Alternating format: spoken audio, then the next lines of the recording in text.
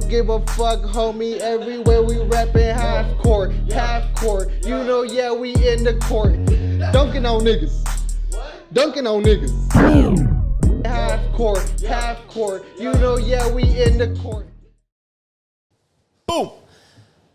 All right, ladies and gentlemen, welcome to the Half Court Podcast. I am Darwin. We got AV behind the camera, and today we have the legend, the myth, the guy, Scissor Hands. Woo! What's up, my man? What's going down? How you doing? Bro. I'm doing good, brother. Blessed to be alive, you know what I'm saying? Especially in times like this, you know? Definitely. Even before times like this, is blessed to be alive. Yeah, exactly. Yeah, you know what like, I'm saying? You just can't complain, man. You just got to get it, you know? You got to get it. You got to. Hell you yeah, got to. Man. For those people that don't know, man, Scissor Hands is the founder, right, of Fading Up. Yeah. How did that happen? It ain't just LLC. It's trademark, baby. Trademark? Yeah, so y'all go out and use that name and everything. I ain't even tripping. I'll let you get your money and everything, but I'm going to come get your ass, man. You know what I'm saying? Hey, hell yeah. We get stock soon, baby. Too. Yeah, hell yeah. Just give us a little backstory on that, man. Like, how do you even started, like, because, like, right now you have how many locations? Four. Four? You know what I'm saying? It was crazy. It was like, I started out cutting hair on my grandma's porch. I'm from a small town called Tulsa, Oklahoma. You know what I'm saying? Itty bitty bitty bitty bitty bitty. You know what I'm saying? And I just started cutting hair on my grandma's porch. You know what I'm saying? Like, it was like we had this one barber called Bobby Johnson. You know, we called him OG Bobby Johnson. But you go get your hair cut by him, and everybody had the same haircut. You know what I'm saying? So we was young. This is back in the early 70s, the 80s, and everything like that. You know what I'm saying? So as time went on, you know what I'm saying, styles have changed. You know, I had a Jerry curl and all that, shag and everything like that. But, you know what I'm saying, I grew up very, very poor. So, I would just get some scissors and just kind of get to cutting on my own hair. And I kind of got good at it. And then I was just kind of cutting a lot of guys' hair in my house, just like, just with some scissors and everything, like them big old scissors, you know what I'm saying? Them, like you could cut a, can I cuss? Yeah. Oh, you cut a motherfucker's head off with them big ass scissors and everything like that.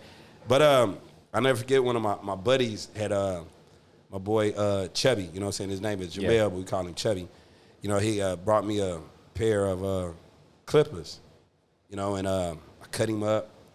I didn't have no guard or none of that, you know what I'm saying? He had about like 7 nicks in his head, but it was a good cut, you know what I'm saying? So as time went on, this is back in the 80s, and I was giving out the best chili bowl haircuts, you know what I'm saying, in the hood, my hood and everything, and it just kind of transpired for them. And like I said, I never put the clippers down, and I just got good at it. And then I have the gift of gab, you know what I'm saying? I'm a people's person. So it was like it just went together. It was meant to be kind of thing, It was meant to be, yeah. So you were doing that, my bad. No, you were doing the haircuts off of just like, were you seeing people with just off of your imagination? Like, off of my imagination, what it should look like. You know what I'm saying? But you got to realize, you got to look at a person's head, because sometimes a person got a big head, a little head, a dents in their head and everything like that. So it's all about disguising some of them features too, you know what I'm saying? So you got to do what you need to do to make them look sexy. It's a confidence booster. Yeah, but like I said, it was all natural to me. You know what I'm saying? It was all natural to me. And, like the whole thing about it, I never proclaimed to be the best barber or anything like that. Just the way I was with it, people would look at me and say, you're the best barber. But when I see another barber that was really good, I'm like, nah, this motherfucker's cold. You know what I'm saying? But that's the whole thing about me with this. You know what I'm saying?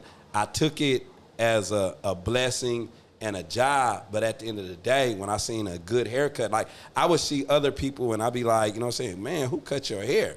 And then they tell me who it is. I say, hey man, keep your barber. Tell him, I say, what's up? I like to meet him and everything like that. Now I done seen some fucked up haircuts and like, hey, no disrespect to your barber. But you might need to switch it up. You know, I don't just tell them like that, but if you can't get to your barber, switch it up. Switch it up. Yeah. But Yeah. So. Switch the whole shit up. Yeah, got to. Shout out to AV, man. He over there looking hella fine right now, man. Me, who gave you that blurry? I'm telling you, when he goes and gets his hair cut by Dave, my other barber at Fading Up Southside, shout out to the whole team over there, man. But, man, AV turns into, like, we need to send him to the bank and see if we can get some money, man. Bro, I be catfishing bitches when I get a haircut.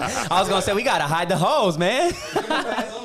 Oh, man. Shit, AV be on when he's like a different person. I'm like, hey, bro, chill out. Yeah, man. Chill out. Sometimes I tell Dave to chill out because I'm going to go act. My phone is broken now and all kinds of shit. Look, stop, time out. Since I wasn't even going to bring that shit up. This is the hardest motherfucker to get in touch with. It's always his phone broke, and lost his phone, he done partied, all that shit. You know what I'm saying? If it's not broken, it's lost. If it's not lost, it's always turned off. It's but dead. he a great dude, and at the end of the day, man, he young, he still living, learning, and you know what I'm saying? But like I said, he on his shit, though. So yeah, real shit. You got, like I said, I got in his ass not too long ago. Tell him, AV. No, yeah, What'd I man. say to you? To stop fucking bullshitting. Yeah. Good shit. Because like I said, at the end of the day, man, I'm not even tripping on it because he's young. Right. So, you know what I'm saying? I'm an older person that I remember when I was young, too. You know what I'm saying? But I never had an older person give me the game. You know what I'm saying? So I feel like it's up to me to get these youngsters, especially the barbers on my team, give them the game and make it easier for them. Some of them motherfuckers take it. Some of them, it take them longer to finally feel it and absorb it. Right. But you know what I'm saying? I have to. You know what I'm saying? That's just how I do it. And that's crazy how you created that culture that is just like raw and like if you gotta say some shit, say it and just fucking keep pushing. You know? They like you for being blunt or like they don't like you at all. Like you'd rather be blunt and honest than fake, and you know what I'm saying? You got to realize communication is the key of everything. You know what I'm saying? If you don't have good communication, at the end of the day, be a man about a situation. If you got a problem with another person, pull each other to the side and try to settle the difference. Right. You know what I'm saying? Don't sit around and go back to this person, say this. And you don't gotta be best friends. That shit build up. But at Fading Up, we a family. That's the whole thing, how I put the shops together. We a family. Fading Up Southside, Tinker, Norman, and Original. We a family where if it don't work out with you at another shop, we got another shop that you can go to if it's room. But it has to be a probable reason why you go there. It ain't just like, you know, hey, I want to leave here and everything. Nah, I want it to be where don't call me unless it's a situation where another barber is stopping your money flow or something like that. It's some bullshit. A family, they gonna have their problems where they fight and, you know what I'm saying, and trip out with one another. But at the end of the day, get it together. You know what I'm saying? Mm-hmm. We fight together.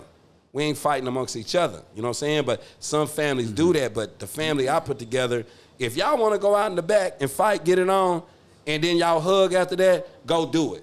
But it should never get to the point where it has to be like that. But you know how you tough, and you know tough men, they want to fight, go fight it out. Yeah. Then come back and be good with this shit. Yeah.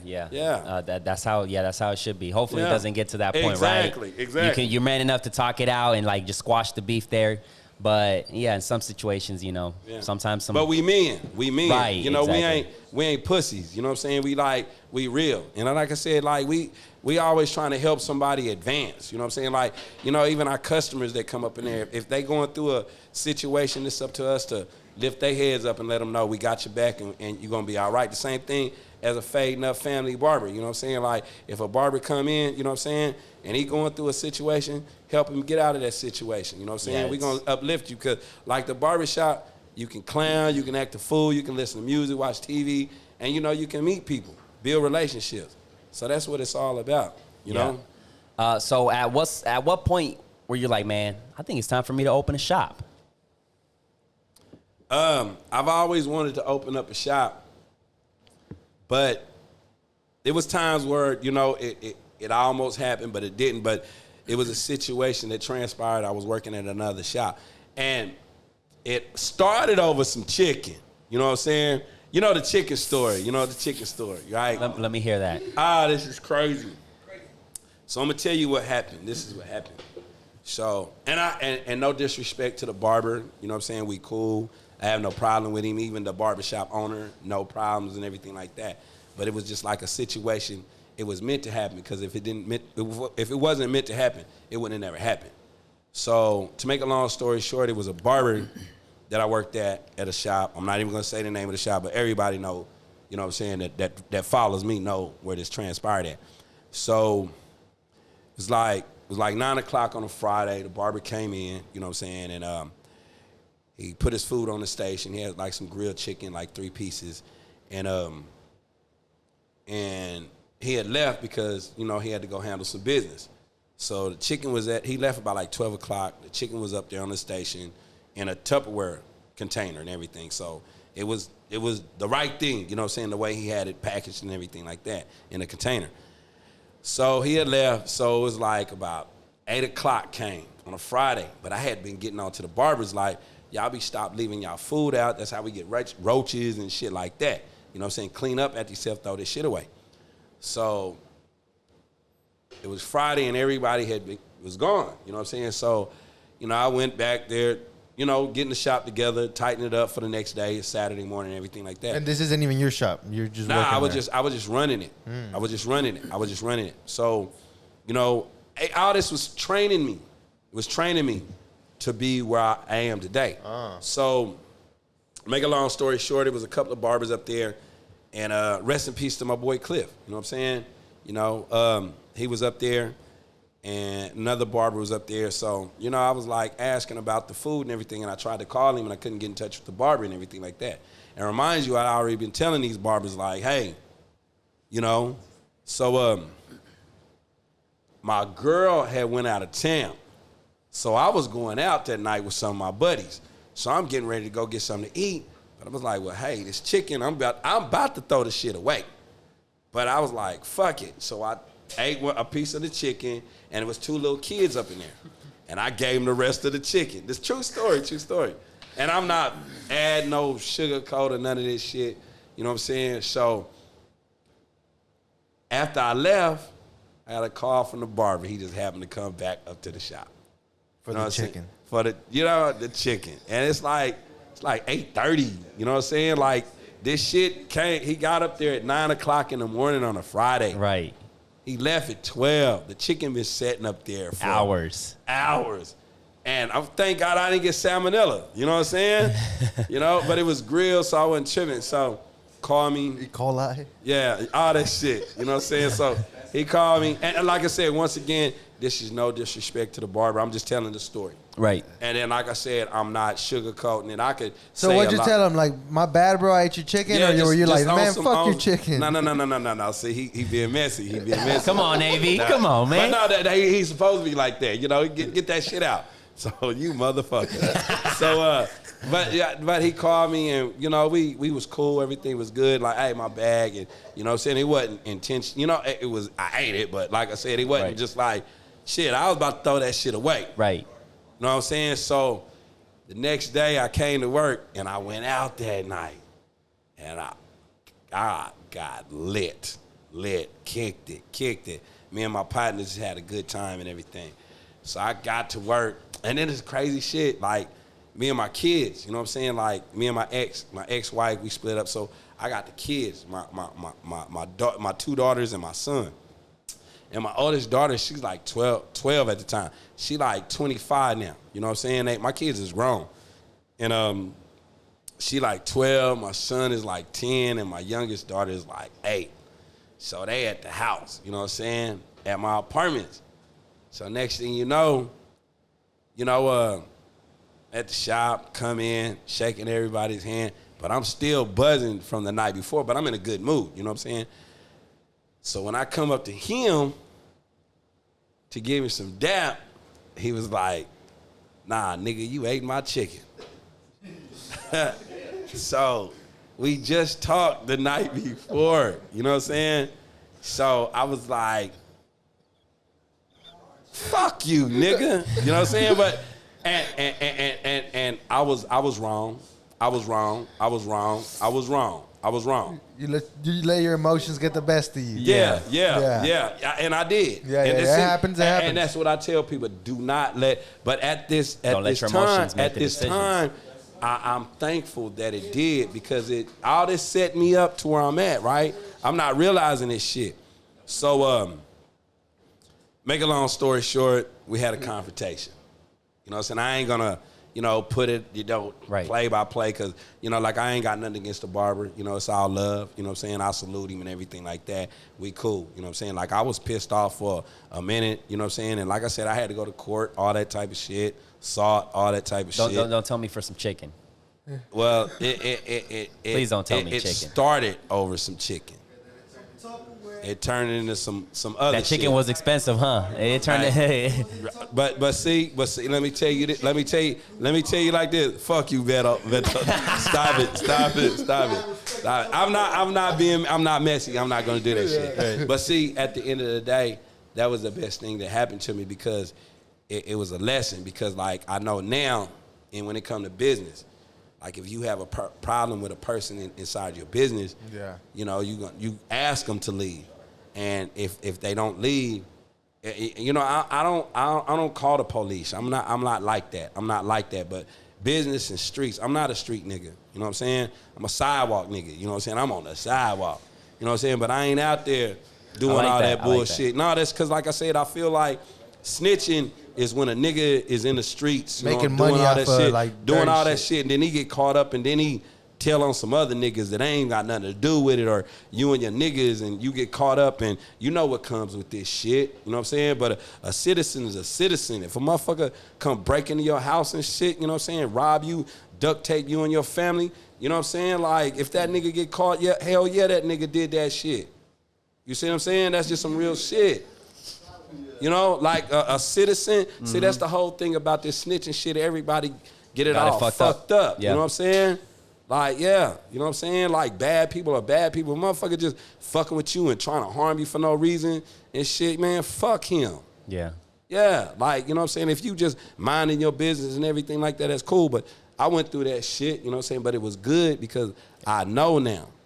You know what I'm saying? So I got fired, and I never forget the owner of the shop. We was friends at one time, and he talked to me so bad. But you know what? I just sat there and took it when he talked to me. And then I went home. I remember. By bad, what do you mean? Disrespectful? Just talking shit, like, you know what I'm saying? Mm-hmm. Like, just talking shit to me. Like, but I really wanted to, like, just go off on him. But at the end of the day, I knew I was wrong, too. Because you took the I knew I was wrong, too, because, like, no, fuck you, AV. You know what I'm saying? But I knew I was wrong because, like I said, I was the manager. Yeah. I was running the show. Yeah. I let my emotions get the best of me. Yeah. So I'll never forget, I'm at the house, my girl is crying and everything. And I'm like, what the fuck you crying for? I was like, shit, I ain't working for another motherfucker again. Unless it's some old shit like motherfucker breaking bread. You know what I'm saying? I done some other shit where I done got some money for some shit working for another motherfucker. But as far as like my lifestyle, what I'm doing for the rest, I'm not working for a motherfucker again. I'm gonna have my own shit. So that was like the wake up call for you to be like, all right, fuck this. And it's crazy. Like a week later, I signed a lease to Fading Up Barbershop over on 2412 Northwest 23rd. Hey, you deserve a shot for that one, bro. Yeah, let's take it. You got this? Yeah. All right, let's get it. Hey. Let's get it. Let's get it. I got it. Yeah, let's go. Yeah. Get it in. Yeah. Cheers. Yeah. So that's where the Fading Up was born. Oh, but 23rd. I can tell you from how I gained. See, like I'm telling you. Man. Okay, let's backtrack a little bit. That night, whenever you're like sitting there and you're like, I'm gonna either go work at another shop. No, I wasn't gonna work at another shop. Or open my own shit. Like I said, I'ma never work for another motherfucker again, and I meant that. But how fast did you make that decision? As soon as you got fired? I was at home and my girl was crying. Yeah. And what I just say? Yeah. I said, are you paying attention? What you crying? Yeah. That Hennessy kicking in. Oh man. Come on, bud. Yeah. Come on, bud. Yeah.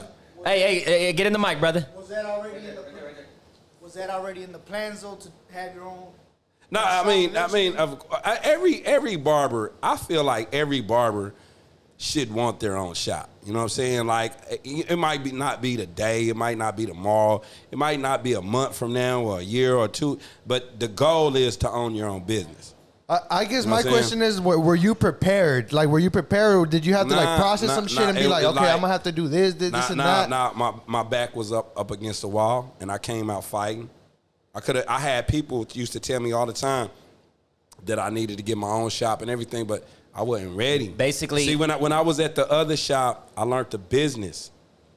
You see what I'm saying? I learned the business. And one thing, and to every business owner out there, or anybody that's trying to start a business, the best advice, the business owner, and we cool to this day, even though he talked bad to me and everything like that, you know what I'm saying?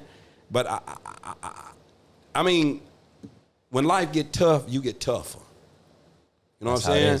So the best advice that he gave me, and I kept and I applied it to the business I got going on, anything I do, he was like, whenever you set your business up, you set it up where it's gonna run itself. So by me having a barbershop, I know how many barbers I need to do that's gonna pay my rent. I know how many barbers I must have to pay my electric bill. I know how many barbers I need to have to pay my gas bill. You know what I'm saying? Mm-hmm. But at the same time, set it up where I let them know that they're appreciated, and they eat too. Because if I eat, they gonna eat. We greedy. Right. So pretty much that moment that you were like, you had your back against the wall, you were like, I'm not going to work for nobody else again, and I'm going to open my shop and figure it out, because you pretty much was like, I don't know how to fucking run shit, right? That's where we got the fucking sirens. Like, yeah. Let me see. Yeah, hit that shit. Does it work? Wait, give me a second. Yeah, turn that shit up. There you go. Louder. Give me some more, goddammit. Yeah. Shit. But see, like, so, but the crazy shit about it, I had some money, but I ain't had no money. You know what I'm saying? Like, I was blowing money, having fun, and you know what I'm saying? Like, I make sure my bills is paid, my woman is good, my kids is good, but the money I got after that, I'm blowing this shit, having a good time. Yeah. So that was a great thing about the COVID shit, because it let me know, like, a lot of shit that I was doing I didn't need. But, you know, all I can do is, you know, give praise to God, you know what I'm saying, thank him, you know what I'm saying, because, like, I always put God first, and I believe in myself. But like I said, man, it was just a wonderful blessing. And then when I never forget, like, when I'm at my house, I'm cutting hair, and I got an old school partner, and he's, like, telling me about his homegirl just had a shop over on 23rd, and what's that, Villa, off of Villa, mm-hmm. And I was like, it's like, she just left out of there. I was like, how long ago? She just left. I said, how big is it? It's cool, is it? And he was like, yeah. So he told me where it was at. So I drove over there and looked at it across from Shepherd Mall. And I was like, oh, man, this is perfect. So I called the landlord, and we worked the deal. And the next week, I signed a lease to Fade Nut Barbershop. And that's how it happened. And so I cut hair at my house for like 3 weeks, because I had to go get permits and shit. The water, I had to get the electric on, the water on, and go in there and paint and everything. And man, I had that had to be fucking exciting though, because even though you're cutting at your house, you know that in a few months you're gonna have your own shit. Check this out. Let me tell you who I had up in that shop. You know what I'm saying? I've been dealing with the OU football players. You know, I done cut up Kevin Hart, Shaq, Adrian Peterson. You know, he done flew me out. I took Steve-O with me to Green Bay to a game and everything. Floyd Money? I cut up Floyd. Yeah. He gave me $500 for a bald head just with the Clippers. If I would have did him with the Razor, he was in rush. I know they got 1,000. Little slight work. That's a little chunk of change for the homie. Yeah. Like I said, I went from $5 haircuts to getting $500. You know what I'm saying? The most I made in one day cutting hair, I made $800. You know what I'm saying? So how does that happen, brother? Like, how do you get these big names? Is it all connections? Well, connections. You know what I'm saying? Like I said, I always been the type of person, like, I'm a people's person.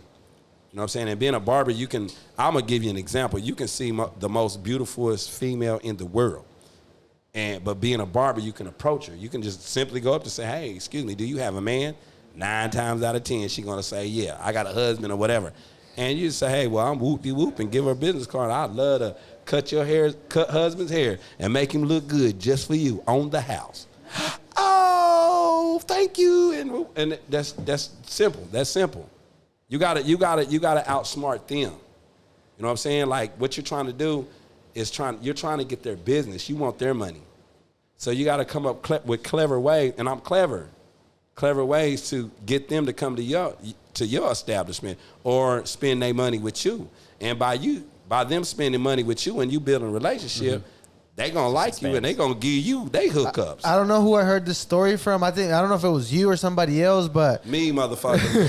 I think you said you would go to the DJ and be like, here's a 20. Yeah. Shout me out, bro. Shout me out the barbershop, yeah. And then he would, so it's a club, it's lit as fuck, and they'll be like, hey, shout out Scissor Hands over there. Fading up barbershop, but with my barbers, and then, like I said, I'm going to tell you, it's crazy. It was a concert, it was a concert down at the Civic Center with Mint Condition, and I got a buddy named Ken. He got Countdown Promotion, right? So me and my girl and my sister was in town. So I had about we was going out, I'm spending on them, so I got about $600 in my pocket. I'm like, that's gonna get us good for the night, $600. We got tickets for the concert, we front row and everything like that. So I'm like, this is my family, so I'm gonna blow this $600. Gonna have a good ass time. You goddamn right. I could have got me a brand new barber chair with that. You know what I'm saying? But I ain't even tripping. So we goes out and everything. So I go to the bar to grab some more drinks. So when I'm coming down, the comedian is on stage. I think his name is Lightfoot, if I'm not mistaken. So while he on stage, I'm like, I pulls out my business card, like, hey man, shout me out. So he was like, shot you out? He was like, you gotta pay me type shit. So I gave him my card and I pulled out $50 and I gave it to him. He went fucking, scissor hands, fading up barbershop, scissor hands, fuck y'all, he paying me, scissor hands. You see what I'm saying? Yeah. That was just free advertisement. Right. Like a lot of people, you got to pay for that shit. And then, like I said, I found a way, when I call in on Sports Animal, Shady 45, you know what I'm saying, satellite radio and everything like that, people want to put they want to see you, they hear your voice and everything like that. So when they finally meet you, I get old white people, I can be walking and they hear my voice and they be like, oh, say their hands and everything. At the drive-thru the other day, somebody was like that. They recognized your voice. Yeah. We're at the gas station right now. Yeah, we was just at the gas station, me and Roy. I'm the one on the south side right Yeah, right there, 7-Eleven. Just So have how do you handle when people do that? Whenever you're at when you're let's say you don't really want to deal with people, but people want to talk to you. How do you handle that? But see, you got to do it in a good way. You can't be an asshole. Yeah. You know what I'm saying? You can't. You know And what I'm you're saying? still in the hood. You still go to 7-Eleven. You still fucking do everything. You know what I'm saying? When people show you love, they say, would you rather be feared or loved? Man, I want to be loved. I look like, motherfucker, what the fuck you fearing me for? I'm not that type of person. I don't put off that type of energy. I'm not like that. You know what I'm saying? I want it you want to have a good time. Yeah, with the world today, I'm all about bringing people together. I got Mexican barbers. I got white barbers. I got black barbers. I got I had an Asian barber, but I got what's Alex? Venezuela. He from Venezuela. G from what is G? Dominican. You know what I'm saying? I got females. You know what I'm saying? It's all about One thing my dad was saying, because my dad's a hardcore Mexican. He was like, that's cool that the Scissor Hands is right there listening to the band and having a good time. He's right. He's like, you don't see that type of shit. Because I'm different. I'm an alien. I'm a fucking alien. Yeah. Hector, hey, you been to Hector's baptism? You got damn right. Hey, I'm going to tell you one time, I never forget fucking with Roy and them. They had me in the hood. It's about 3 a.m. We in the hood, and I'm on the only nigga in this motherfucker. Surrounded by. But I wasn't. I didn't grow up in the Mexican culture, but a lot of Mexicans, and no disrespect to them, they grew up poor. I done been to Tijuana and all that and seen that shit with my own fucking eyes. You know what I'm saying? Poverty. The hood, I grew up, man, I had rats and roaches. You know what I'm saying? When it came to Christmas time, me and my sister only got one fucking present, and it wasn't on Christmas. It was fucking on the 1st of January, and we just got one fucking present. My grandma was on welfare. I stood in lines, you know what I'm saying, for that cheese, and that was some good-ass cheese, and that butter, too. You know what I'm saying? Mm-hmm. Powdered fucking milk. I remember the first time I ate steak, when my grandma had pork steak, I'm thinking it's steak, and I ate a real steak. I'm like, oh, this shit ain't salty. You know what I'm saying? So I know what it's like to not have. So I appreciate everything I get. When somebody say hi, you know what I'm saying? I appreciate it. I tell people when I walk by, I'm like, smile, motherfucker. And they be like, I don't tell them like motherfucker, but just like just smile. Yeah. And then I done had a female like, for what? Like, cause you woke up this morning. Right. Like, hey, somebody just died right now. Somebody just took their last breath. You know what I'm saying? Right. Like, fuck that. Be happy. Exactly. And especially now, like, more than ever is like when you gotta like fucking embrace that shit. Cause it's like what I always say, and I've been saying it lately a lot more. And it's like, you know, with this whole social media, the news and all that shit, their mission is to bring us down. Their mission is to divide us. I don't look at like their mission. Some.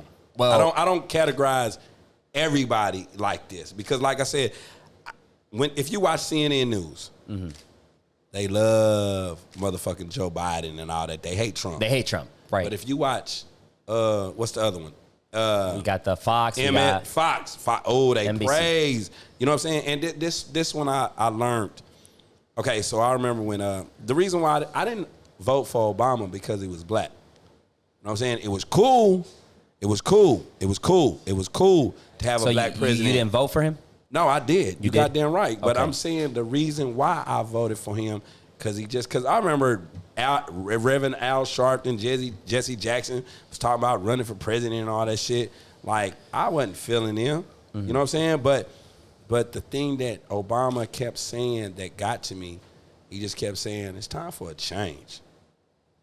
It was time for a change, and like the world needed a change. And I think that's where Trump fucks up because So when Trump- at least look, But let me say, When Trump says, let's let me make America great again, what does he mean by again? Like, when was it great? But because, like I said, I don't know. No, look, I can't even Son speak of a on. bitch. Let me tell you how I feel about Trump.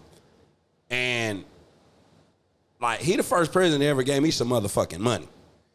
I ain't never got a stimulus check from any president or anything like that. Because we were never put in a position but to see, look. do. But see, I want to clear this up. I'm not a Trump fan. The shit that he say, it be some bullshit. But you got to realize he's a fucking billionaire. He's a fucking billionaire and he's a president. So of course he gonna talk shit. I mean, you got a billion motherfucking. But that's listen. Just think about it. Yeah. If you a fucking billionaire and you got all that shit and you a fucking asshole by nature, he's a fucking asshole by he nature. is. Just look That's look back in the days when you used to hear rappers talk about, I want to be like Donald Trump. I want Donald Trump's money. Donald Trump but now shit, it's fuck Donald Trump.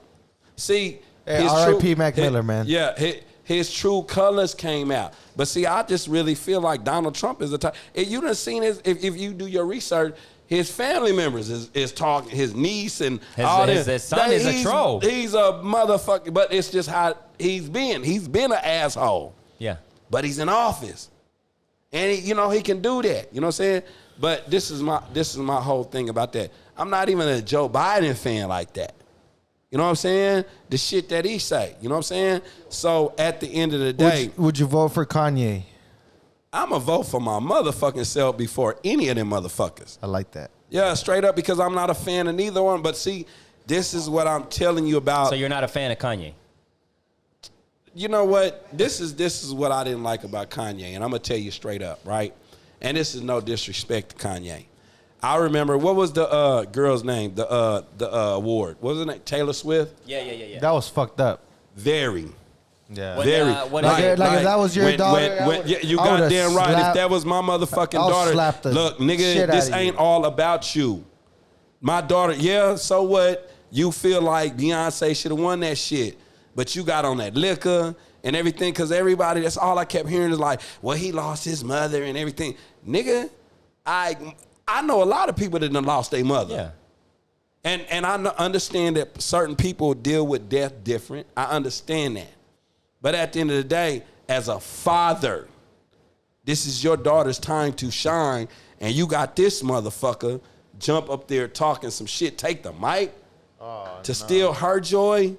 Motherfucker. Spotlight, yeah. That's what I'm saying. So when he did that, it pissed me out. But I don't hate the man. I'm not Right. against I the think man. he just and lost his anything like fucking that. mind. He just lost his fucking But like mind. that Hennessy, he had a fifth of Hennessy. It can do it to you like that. I done had 2 shots, but I ain't drinking that whole motherfucking bottle. You see what I'm saying? But at the end of the day, everyone has to be accountable for their own action. We know what's right, we know what's wrong. I try to be as fair as I can. I try to be good, and I look at color, but I don't look at color. You see what I'm saying? Mm-hmm. Like, yeah, I know you white, you black, you Asian, and everything like that, but at the end of the day, we got the same blood going through us because family don't always stay family. Exactly. And just because we ain't got the same blood running through each other don't mean that we ain't family. Because family is the main ones that fuck you over too. Exactly. Yep. Preach. Preach, brother, preach. You know what I'm saying? I just think, look, in times like this, and I'm just going to close it here with the political shit because fuck all that bullshit. I just feel like Trump, in times like this, when it's time for him to give a speech and calm the people down. Stop. Let me say this. Shout out to his hairstylist because that motherfucker ain't flying out. It flies up. But shout out to his hairstylist. See what the fuck I'm talking about? It goes to the hairstylist. Oh, man. Yeah. And then, like I said, man, shout out to his hairstylist. Hey, man, before you got here, how many did you have, bro? What's that? Drinks. Well, I had a little. Shout out to me though, because I cut you up. So. No. I had a. I'm due for another. No. I had a couple of drinks earlier because, like, shout out to my boy Tony Corsi, Tony C. He's about to join forces with the Fading Up original team. He's an OG, been doing it, ruining him, knowing. Bro, and that's the everything two like chairs that. guy, huh? Yeah. So that's my guy. So I used to work with him back in the day. So this morning, you know what I'm saying, went and picked him up. We went and had breakfast. We hung out, rolled around, and had some drink. You know what I'm saying? Just like barber love. Did you have a couple mimosas? We had tequila. Oh. We had tequila. We had tequila, and he loved to smoke weed too. So, and we went by Trey's. We went by Trey's house. Oh, yeah? You know, Trey loved to smoke weed. You know what I'm saying? So, what's your favorite part about being a barber right now? Favorite part about being a barber? Right now, though, not just right now. Like, what's your favorite? Shit. We've been interrupting each other too goddamn much. Have we? Yeah, I think we need to slow down. Yeah, slow down. I'm like trying to process everything. Y'all need to have the music when certain shit happen like this. Hey, it's a song called Slow Down. Like, Slow Down. Before that question, we were trying to answer another question. And then before that, I was trying to... See, let's start off. This shit's so fucking good, y'all. They confusing each other. Like they all trying to. We're all interrupting. Speak to Scissorhands, ask questions. But I love this shit, man. This is where dope. the weed at, though? This is dope. Hey, let me say this. Man, y'all, this is dope, man. I like this, man. Like, I remember the last time I was over here, AV was editing a video that we did. Yeah. You know what I'm saying? We was at Fading Up Original first shop. Was it the barber battle? No, it was the video we did. Commercial with Snake G rapping and everything. Oh, we yeah, was that all shit in was it. cold. I was late to that video shoot too. Yeah. I remember Scissorhands was like, "Where the fuck are you at? Yeah. Everybody's already here." I was like, "I'm sorry, bro." But at the end of the day, I always gave him the money. It was never no like, man, can I get you this? And no, I'm a businessman. What I owe you is what I owe you. So. Yeah, you got fuck it. Yeah. AV, man. You know what I'm saying? Get your ass together, motherfucker. Get it together, brother. He looking like Genuine over there. He got that haircut. Yeah, man, that fucking. I don't know, man. If I lose weight, I think it's over with. Yeah, but I don't think you ready to lose weight. Lose weight and with one of these right here. Oh boy. Oh man. Yeah. They're gonna be dropping like flies. Yeah. All them single moms ain't ready. I don't think so. But this is some dope shit. You know, I like this shit. You know what I'm saying? Like, I support, you know what I'm saying? To all you rappers out there talking about motherfuckers don't support you, stop it. Because a lot of people support you. You know what I'm saying? Make timeless music. You know what I'm saying? Quit making music for your homeboy and shit. You know what I'm saying? I'm just saying, like, what do you think it is, bro? I feel like a lot of rappers get, like, butthurt. Is it because maybe, like... And it'd be like that, right? It'd be like that where to the point where, like, for example, me, bro, I have a lot more supporters that I don't know than actual my family members. Like, yeah, for sure. You get what I'm saying? Yeah. It's kind of like fucked up, but in a way it's true. Like yeah. People that I know you met yesterday are sharing my shit than the people that know me for years. But you gotta realize everybody, the thing about it with your family, when you start blowing up and being successful, everybody want to be a part of your story where they always want to say they did this for you and they did that for you. And the best way as a person that's blowing up, I tell them like, you know, I don't never tell nobody you didn't do it. You know what I'm saying? I like, you know what I'm saying? You a part of it. You know, I thank you. You know what I'm saying? I thank you. You know, but at the end of the day, like, I had to get up off my ass and make this happen. And I thank y'all. You know what I'm saying? Yeah. But for the ones that's doing that type of shit, you know, you just recognize that shit. Just let it lets you know that they trying to get your money. Mm-hmm. You know what I'm saying? You want to surround. You want to surround. Don't forget about your day ones. Nah, but check it out. Now you want to surround yourself with people want it for you. You know what I'm saying? Like can't forget about little bro and them. When you popping, a motherfucker find you. You know what I'm saying? And then it's like you got people that's really they good where they at in life, but they know they can make money off of you, but at the same time they want to help you get you where you need to be. So them is the best people to have. Like I said, I tell the best friends to have is the ones that tell you what you need to hear, not what you want to hear. Exactly. You don't need a bunch of yes men. Yeah. Like, telling you yes all the time. Yeah. Hell no. But yeah, going back to the thing, like, because they get like butthurt, like, oh, they don't, like, people don't support. Man, I tell motherfuckers, put a Band-Aid on your feelings, some Neosporin. And keep going. When life get tough, you get tougher. Right. That's just how it is, man. Like, like you just got to let your work talk, and then the rest is going to come. But it all comes with growth and maturity and everything, and having the right people on your team too. Right. You know what I'm saying? You got motherfuckers. A lot of motherfuckers jumping off a bridge. You might fuck around and jump off that bridge too. Yeah. I'm gonna jump off that bridge if it's only like 5 feet tall. You know what I'm saying? Right. Like, belly flopping. Yeah. That motherfucker. Like fuck. I'm not. I jump off a bridge like it was 10 feet, water like 12 feet or something like that. But I'm not. Nah. Hell no. Yeah. Would you consider yourself cocky? Nah. I wouldn't call myself cocky. I'm just convinced because I know what I bring to the table. I've done it, been there. You know what I'm saying? Done it. You know what I'm saying? But if you being cocky and it works for you, shit, do it. You know what I'm saying? Because like I said, it's like a lot of people just because certain people feel a certain way about you because they feel like you're doing it because it is. Like, who knows you better than you? You see what I'm saying? Nobody. Yeah. You know yourself. You know what you're going to do and what you're not going to do. But this is your story. This is not their story. That's the whole problem. Like, you know what I'm saying? Like, okay, well, if you can tell me about myself, let me tell you about yourself. Now, if they can take and like, yeah, you right, man, I appreciate that. Them is the type of people that you need around you. Mm-hmm. Not the ones that be like, hell nah. Like, but motherfucker, you so quick to say, I'm like this, but I see you on. If you're around a person, you get to know that person. Yeah. Mm-hmm. Yeah. So that fucks me up with people. How do you feel about social media, talking about that? Because a lot of people, I feel like they'll present certain shit on social media, but people don't really know them. So that kind of ties in, you know, like if you're around somebody, you know, like if they post some shit on Facebook, you're like, oh, bro, shut the fuck up. Yeah, do you think it fucked it up? That's them. Let them do them. Well, I don't care. Like, that's your social media. I don't have to follow you. I don't have to, if I don't want to see the shit that you post, I don't have to be your friend. It's just social media. Yeah, that's true. Y'all, these friends that I got on social media, I don't even know these motherfuckers. Yeah. I really don't. And I go into it all the time. Like, we're Facebook friends. I'm like, I tell them, like, man, send me a message so I know who you are. Like, I don't be knowing these people. Who do you give your phone number to? Huh? Who do you give your phone number to? Important people, the people that need my number. Business. Yeah, the family. people that need it. Yeah. Yeah, like, I have no problem. My woman don't trip about me giving my phone number out. It's a business card.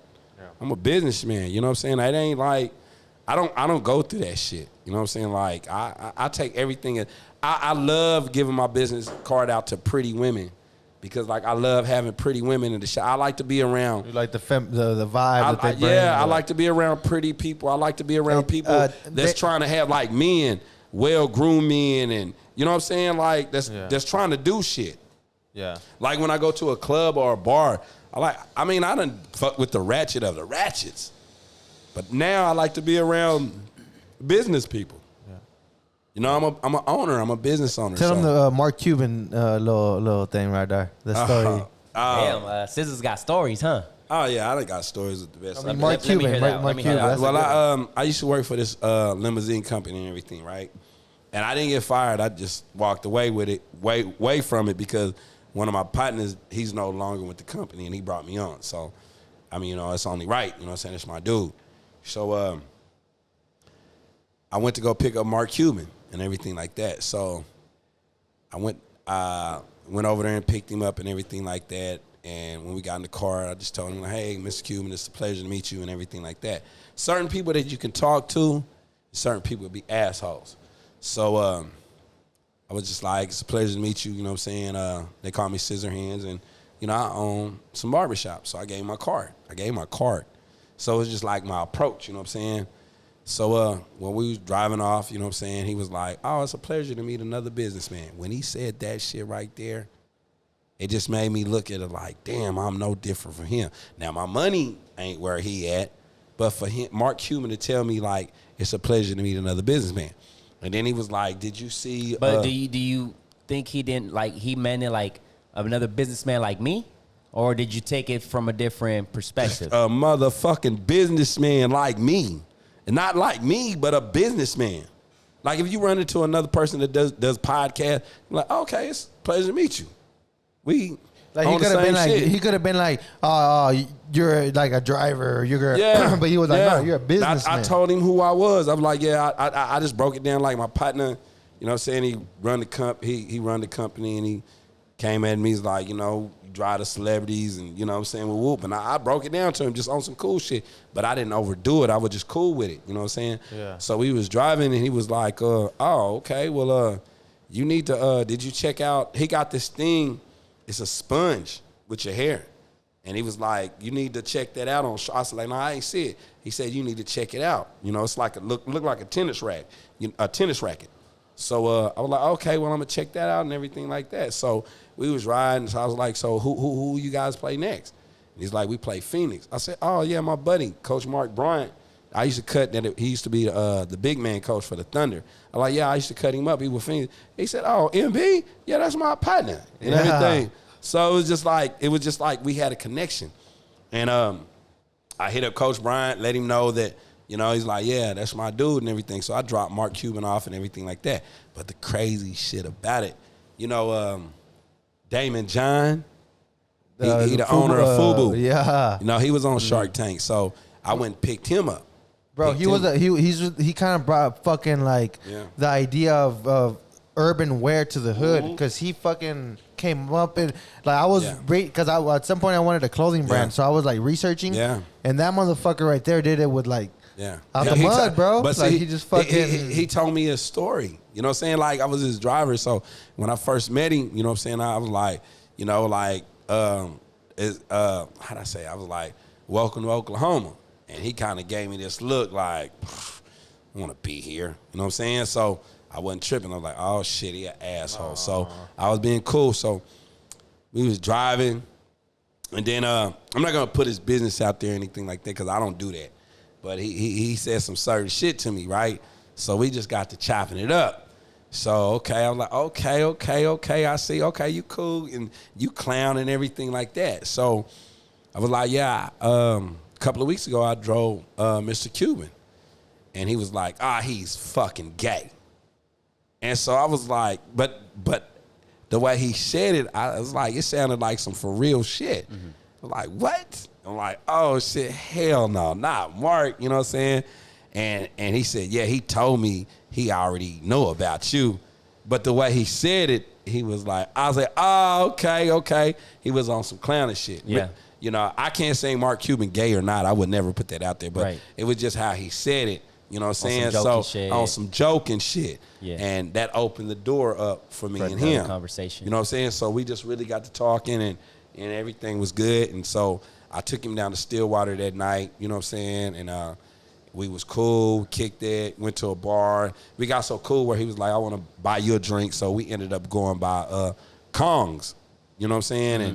And we was chopping it up, and this is what I asked him, because I was just watching his story, and he was telling, like, how he put his FUBA out. You know what I'm saying? He from Queens, so all them rappers and everything. So it was his purpose to make sure LL Cool J wore one of his shirts. Yeah. You know what I'm saying? He was talking about how it all started with the beanies. Like, back in the days, Tupac and all them used to wear these beanies. So he wanted one. He was like, his mom was like, boy, you go buy the the fabric and everything like that, and I'll make it. So she made it, and he started selling it. Then he started doing T-shirts and all that type of shit, getting his people together. You know what I'm saying?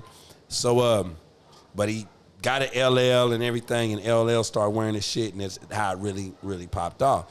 So, but I never forget this conversation me and him had, and it was exactly what I needed to hear. I was like, you know, I always do my research on anybody, any celebrity that I drive. So I was like, I looked him up, and I was like, oh shit, he got a bag. You know what I'm saying? Like, so I was like, I just want to ask you. So we having a little drink and everything, and I was like, man, you know, I do my research on people. You know what I'm saying, when I'm driving and everything. But man, you got a bag, man. I'm like, when is it when you just gonna like, I'm done? And he was like, you know, you got people that work for people and they get their 401k. Is it what's it called? 401k, yeah. 401k and everything like that. So he was like, they work to get that and everything like that, and they good. He said, with me, I might take a week off, a month off, or fuck it, the whole summer off. But after I'm done, I go back to work. And when he told me that, I said, that's all I needed to hear. That was enough to fuel your... Yeah, that was it. Because like I said, I can take a break, but I got to work. Right. I got to work. But I think it's more of being excited to come back. Yeah, like, yeah. But see... If you do that, you're winning. Yeah, like, if you take a vacation... But see, like, when I work, when I go out handing out my business card, I'm working. If I speak on one of my barbers, I'm working. Right. Yeah. See, work is work. Right. Probably even when you're on vacation, shit. I'm working. Because you never know, right? I'm working. You talk to somebody over there, hey, I'm a barber. You never know, you know, like, I got this shop, I got, you know, I do this, I do that. Yeah. Like, it was a situation where I done turned my boy Steve-O on Fading Up Southside. He run the shop over there, right? So I had, it's a commercial out right now, Oklahoma City Thunder commercial, and I'm in it, where I'm cutting the guys here and I'm looking up, right? They playing it right now. Yeah. So when the Thunder organization hit me up, like I done about like 3 commercials with them already. So when they brought that to me, I was like, well, hey, I got my barber Steve-O. Steve-O cuts up the players, Nader, Noel, yeah. and what's the young cat? Beasley. Yeah. Is it Beasley? Yeah, he cuts them up and everything like that. And they love his cuts. So I was like, well, Head hey. chopper. Yeah, I love him. Boy, I'm going to tell y'all about how we linked up. But I was like, hey, I got my barber Steve-O, you know what I'm saying? And you know, that's how I do it. I pass it on. I done cut up, like I said, I done cut up Kevin Hart, Shaq, all these people, right? So I'm passing it on my barbers. So Steve said, Sis will throw you an alley-oop. and you better catch it and dunk it. Yeah, exactly. Yeah. You better will me that And shit. yeah, you better. I'm going to throw it to you. I throw alley-oops from half court. And expect the dunk. Yeah. I expect you to make it. Yeah. However it goes in, I don't give a fuck. As long as it goes in. So they was like, nah, they want you. Like, oh, shit, for real? And that's how it happened. And shout out to the Thunder, man. I think they're going to tie the series today. Is it today that they playing now, ain't yeah. they? So hey, let me check the score real quick. Check the score. Come on, they gotta be kicking it. I'm beyond proud of my Thunder team, man. I'm very like, especially with the whole trading thing. Go ahead, AB. Go ahead, interrupt. Scissors, fuck you, man. And I'm drinking up. What is this? Cayman Jack. Roy got me on this shit. Oh well, they play at 8. Okay. They play at 8. We might have to go catch the little thing. Or what time is it right now? Oh, can I speak about Steve-O? Yeah, go ahead, man. No. Before you do that, Okay. What made Let's save him for last. What made you attracted to want to be around famous people? Because when I walked into Fading Up, the first thing I seen, I looked over and it was a wall with Paul Wall, Snoop Dogg, the Wall of Fame. fucking. Like what made you want? Like even the limo shit, you didn't have to do that. I know you didn't. You were already getting booth rent money and shit. Like what made you? Why be around famous motherfuckers? What attracts you to doing what you doing now? Because you like it. Yeah, but I like being around, like, you know, I like that shit. You know, like I said, at the end of the day, I'm a businessman. So I get a kick out of it when people see these celebrities on my wall and it's funny to me because they be like, And excuse me, but I get a kick out of introducing somebody to their favorite celebrity. Because I'm in a position where I got relationships. I got Paul Wall's personal number. I remember I was in Houston and I hit him up. I'm like, I'm down here. And he was like, oh, man, Scissorhands, we doing this concert. I got the footage. He was like, we doing this concert downtown, you know what I'm saying, at this park. Come down there. And I went down there, me and a couple of my barbers. And shit, I was on stage with him and Johnny Dane, got the footage and everything. My boy Adrian Peterson, the same time I was down there, he had like, you got your clippers? Like, hell yeah. So he came, pulled up in the Bentley, picked me up. You know, my other barbers and my partners, they was there and they was like, wow, like, I'm like, this is my nigga, I'll fuck with him. So you love creating experiences. Yeah. And seeing other people have a good time, fucking. But at the end of the day, these is regular people too. They put their pants leg on the same way you do. It's just they got that money. Right. You know what I'm saying? They got a talent that put got them in that them. position. Yeah. And like I said, I tell everybody, like, everyone has a talent. You just need to find a way to get money off of your talent. Exactly. So you did this whole limo thing during, like, when you had the shops and booth rent and all that good jazz? All that. And it was just because of the opportunity. They reached out to me. And you were like, I can't pass on this shit. It was like, man, we'll pay you this, and you only drive the celebrities. And I passed up Nas, the rapper Nas. Yeah. I passed up the rapper Nas. I passed him up. The reason why I passed him up, my boy Alex Cicero had a fight downtown. So that's my guy. Okay. So, Hell yeah. but no, real talk. Yeah. I tell people, like, I passed up Justin Timberlake one time. I probably would have done that shit too. But I had a prior engagement, like my girl. It was a birthday, so it was a Keisha Cole and Monica concert. So my partner, he was doing the concert. It was a birthday, so he had his front row and at a table. You know what I'm saying? So it was only right. So I'm able to. I done dealt with Currency and Wiz and. So, bro, how do you fucking? Shaq, Because I know you every night. If you wanted to, you could go out. You could go kick it. You could do whatever the fuck you want because you're Scissorhands. Like, well, my woman. But how do you like all that shit? I got a woman.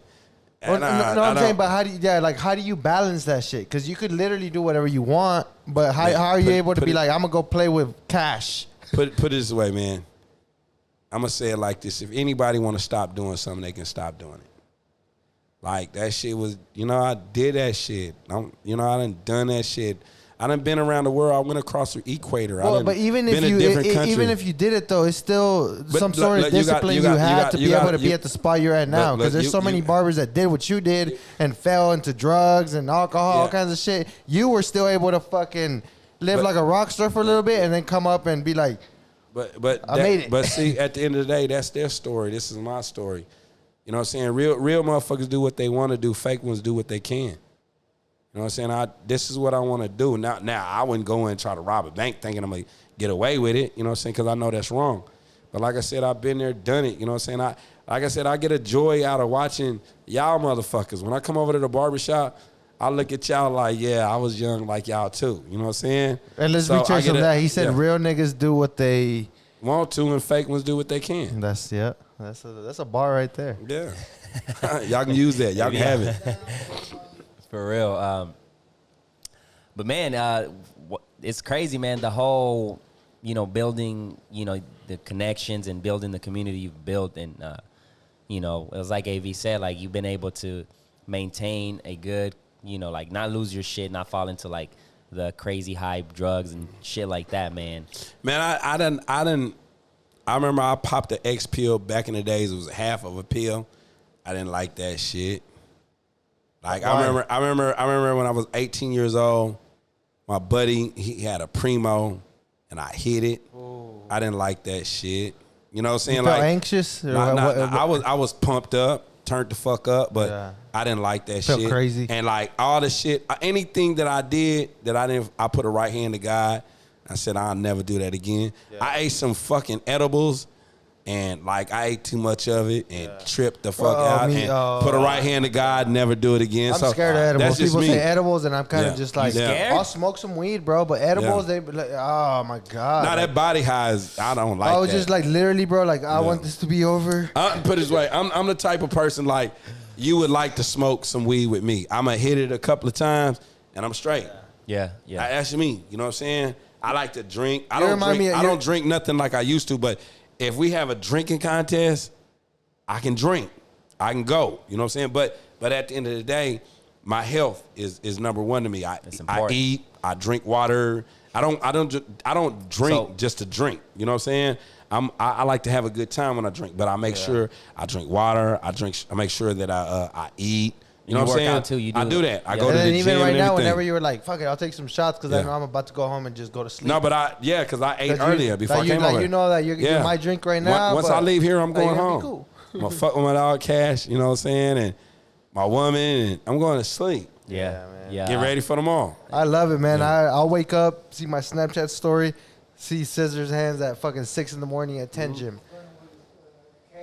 How do you keep that balance? That's what I'm saying, bro. Like, Especially like now you have to, with the whole Corona thing, they, tell people to, eat healthy, sleep well, and do your exercises. So being the man you are, that you have, multiple shops, you got to keep an eye on them as well. How do you keep that fitness lifestyle? Just trying to. Because it's hold up. it's a way of life. Like, this will answer your question. Yeah. Give them a breakdown of your day.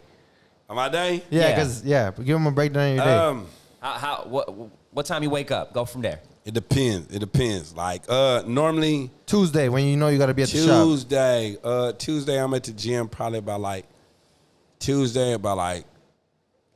it might be 6, it might be 7. Usually on the Tuesday I might have a head at 9. If I got a head at 10, I go to the gym by 8. You know what I'm saying? Mm-hmm. Get home, take an hour to get myself together, go to the gym. But I gotta walk my dog in the morning. You know what I'm saying? This little motherfucker, I got him so trained where he wake up and like he let me know he gotta go for his walk but that's exercise too. You know what I'm saying? I get up and then sometimes I might take some 10-pound dumbbells while I'm walking with him for about a mile. I'm working him out. You know what I'm saying? And he go take a good old shit, walk, be happy, and we get back home. You know what I'm saying? And then his ass go lay down and go to sleep after I feed him, and then I start my day off. You know what I'm saying? And then, I go to work and then, you know what I'm saying, do my thing. But and I go check on the barbershops and everything like that. But I'm really only work all day, like on Thursday and Friday. Them the only days I'm there all from in the morning till in the afternoon. Any other day, I go in, cut 1 or 2 heads, or might not cut a head, but I go check on the barbershops or go. But you earned handle that my shit, business. though, Yeah. man. You Like, put it's, yourself in that position. I picked up my first pair of clippers in 1987. I never picked them. see, put that's them before down. I was even born, bro. Yeah. Yeah. And then, like I said, I tell all my barbers, make your next move your best move. I don't get into that, like, just because another barber owner got one of my barbers that used to work for me at it. Man, that's how barbers come and go. I done seen that. It's grown up stuff, Yeah, man. Like, yeah. if you feel like you're not a fit for this Yeah, team right now, yeah. it's okay, bro. And Bro, he'll tell and it you. sucks. Sometimes I feel like with Kevin Durant, we made Kevin Durant like a Russ, like corny ass stupid nigga. But Kevin Durant is talented. He decided this wasn't working for him, and he fucking left. Now we He's fucking still clown. a cupcake. It is, bro, but still, He's still that's a like that's cupcake. us being Let bullies. me, you know what I'm saying? Okay, I still fuck y'all want with- to know? Let me tell you I this. think I think we've been bullying Kevin Durant for quite a bit now. Let me tell you this the whole problem I had with the Kevin Durant situation. I wasn't mad at him because he left. You're probably going to say the same thing I'm No, going to say. I'm Go not ahead. mad at him because he left, because he is who he is. I know what you're gonna say. The problem I had, I was at that game when we had What them game? motherfuckers down. 3-1? Yeah, I was at that game. You know what I'm saying? And he had a terrible game. But I was at the game when we played Golden State, and it was like we was ahead, and Andre Iguodala, Kevin fouled him, and he went to the free throw line, made both free throws, and it went into overtime. And then when Steph came down and hit that shot, like across from half court type shit. But I was just like, with that game, and then the game, when we had him down 3-1, how he was playing, but then it got back to me, and you know what I'm saying, like that he was hanging out with these niggas, he was cool with these niggas, and it was just like, it made me feel like that they was doing that on purpose to, like, that was the Golden State, it was that was they comp by him leaving the Thunder. You know what I'm saying? It's gonna be at ease. They ain't got to worry about shit in the West and everything like that. You know what I'm saying? So when he went to that team, like, can't nobody beat y'all.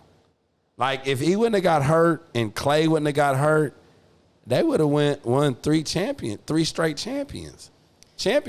You know what I'm saying? Yeah. They done already won one. So the reason why I was mad at him is because I knew that everything that the Thunder organization put together to win a championship was out the window. I'm a Thunder fan. You know what I'm saying? So I knew it was all over. So I didn't hate him as a person. I just hated it because I knew I was more mad at the organization because, like I said, we lost Harden, we lost KD, we lost Ibaka, and we lost Westbrook. You know what I'm saying? No, So- I'm mad at KD because he decides to join the team that beat him. Like, No, that how- too. like, That too. I'm a competitive person, But you see what I'm saying? That's the whole point that I'm saying is like by him I going wouldn't have to been that. mad if he went to San Antonio or the Yeah. other Lakers, whatever. Yeah. You go and join the team that beats you. Like, that just looked like a weak move. Like, being the player you are. And then he left. He wasn't even happy there. Draymond talking bad about him, but nigga, these your partners. Like these niggas knew what the fuck they was doing. That's what I'm saying. Like it's like you and your partner. Y'all partners, y'all done been through the trenches and everything like that. Yeah. And there's one nigga over there putting shit in your ear just to get you away from your partner. And you know what I'm saying?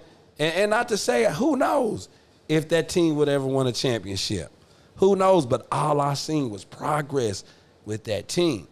With you know who? what I'm saying? With the Thunder. Yeah. You know, I were remember onto when, something. they was on to something. You know what I'm saying? But, you know what I'm saying? It is what it is. Like I said, I wish KD well. I wish Harden well. I wish Rush out. You know what I'm saying? I mean, man, motherfucker, get your money. Yeah. Live your life. You know what I'm saying? I mean, I ain't got nothing bad to say about you. Like I said, I was just mad because, That's like the I only said, thing I get mad about KD. I knew look at us now. Did we win? Is we winning? No, we play at 8. Oh, okay. So it's about to start. Yeah, But, yeah. that was my only thing because I respect KD, man, and I love his game. I love watching him play and shit. He's a talented player. It was just that, you know, and like I said, like I want Harden to win, even though I don't think Harden is a playoff player. I want Westbrook to win. The question is like, which Thunder player will win a championship? Well, I think what's the what's next going one to to win? happen, what's going to happen right now, because no superstar wants to come to OKC. We're going to have to draft good players. Draft Luka, draft Zion, and hope for. But in order to draft these type of players, you gotta suck. Right. Yeah. But then again, Luka wasn't the number 1 pick. You know what I'm saying? So it's just about knowing and like just playing your luck. You know what I'm saying? Like, I think that's how the only way we can be another. Man, can I have a shot of franchise. Hennessy? Give me a shot of Hennessy. Give the man a Give shot. me my goddamn shot. This my god. AV fucked up. The camera's on him.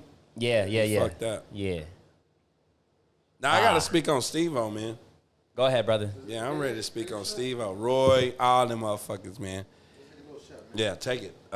Say it. Salute. Salute. Yeah. Okay, so I'm gonna take it back to after this we done. You know what I'm saying? I mean, we can keep going. I can keep going, but We done. we can keep going. Come on, man. We can keep going. Stop playing. We can take a little break, smoke a little blunt. I ain't tripping. I'm having a good time. Shout out to my boy Beto up in the house, man. Yeah, fine touch painting, right? Fine touch painting. Hit the horns. Hit the horns. Shit, claps, let me see, the claps. Let me see which one. Turn the volume up. See. Oh no. We need an assistant. If Hey, my bad. I'm still trying if to you're figure looking this out. to if you're you looking gotta to have the volume already ready, so whenever you get Hey, can I make a commercial right quick? If you are looking to be an intern at the Half Court Podcast and take care of extra shit, send your resume to halfcourtpodcast@gmail.com. He sound like he lazy. He needs some help from this motherfucker. What are you trying to do? Get a little intern. Intern. Listen, he wanted Be to look real pretty. Hey, bro, roll a blunt. No, he wanted to look real pretty. You want a JV? Nah, but Hey, check we this need out. shots, bro. Yeah. Check this out. I got to tell y'all this story, right? So, how I linked up with Steve-O, right? So, when I was getting my shop together and everything like that, I had my bar. Shout out to my boy Troy. You know what I'm saying? He's my first barber. Shout out to Troy, man. Yeah, he go by Barber Walter. You know what I'm saying? But Hey, Troy is that guy you would see in the barbershop. Hey, let me ask you this, Yeah. man. Yeah. You know, you got a lot going on and stuff. You know, everybody has the bad days, you know. And when you have the bad days. Every day I wake up is a great day. So the days you have a Every bad day. day I wake up is a great day. So you don't have a bad day. Because it's the days that I got to go through when people might look in like it's a bad day is just some shit I'm supposed to go through. So, like. Every day I wake up and people look at me like I'm going through a bad day is the shit I'm supposed to go through. When I'm waking up, I can always face. When I wake up every morning, it's a chance to give me to be great, be a better person, be a better father, be a better man, and all that type of stuff. So I don't. When I wake up, it's never a bad day. Never a bad day? Nah, it's just obstacles I got to deal with. Yeah. Do you show it, though, when you have a bad day? I mean, sometimes you can get frustrated because we humans. Ain't nobody perfect. Right. But at the end of the day, I like to talk, get shit out. Like, you know what I'm saying? And talk to somebody. Right. Because like I said, excuse me, but like, if you bottle all that shit up inside of you, it's going to come out, and it might come out at the wrong time. Yeah. Okay. That's good shit. Because, pressure busts pipes, but they also make diamonds too. Yeah. I like that. Hell yeah. So the story about Steve-O, right? Man, bro, he's like, I'm so proud of that dude, man. Like, it's crazy because like, I remember when I had this one guy, I was just like, when I was putting my shop together, I was like, man, if I could find me a young barber, apprentice, and you know what I'm saying, and it's hungry, and so I'm cutting one of my clients' head. And he's like, man, this barber Steve-O, you know what I'm saying? If I can't get you to cut my hair, he cuts my hair. So I'm like, you got a number on him? I said, he got his license? He's like, nah. Like, you got a number on him? I'm like, yeah. And he Mexican. And when he told me he was Mexican, I was like, Who told you this? damn, what's the dude's name? Juanillo?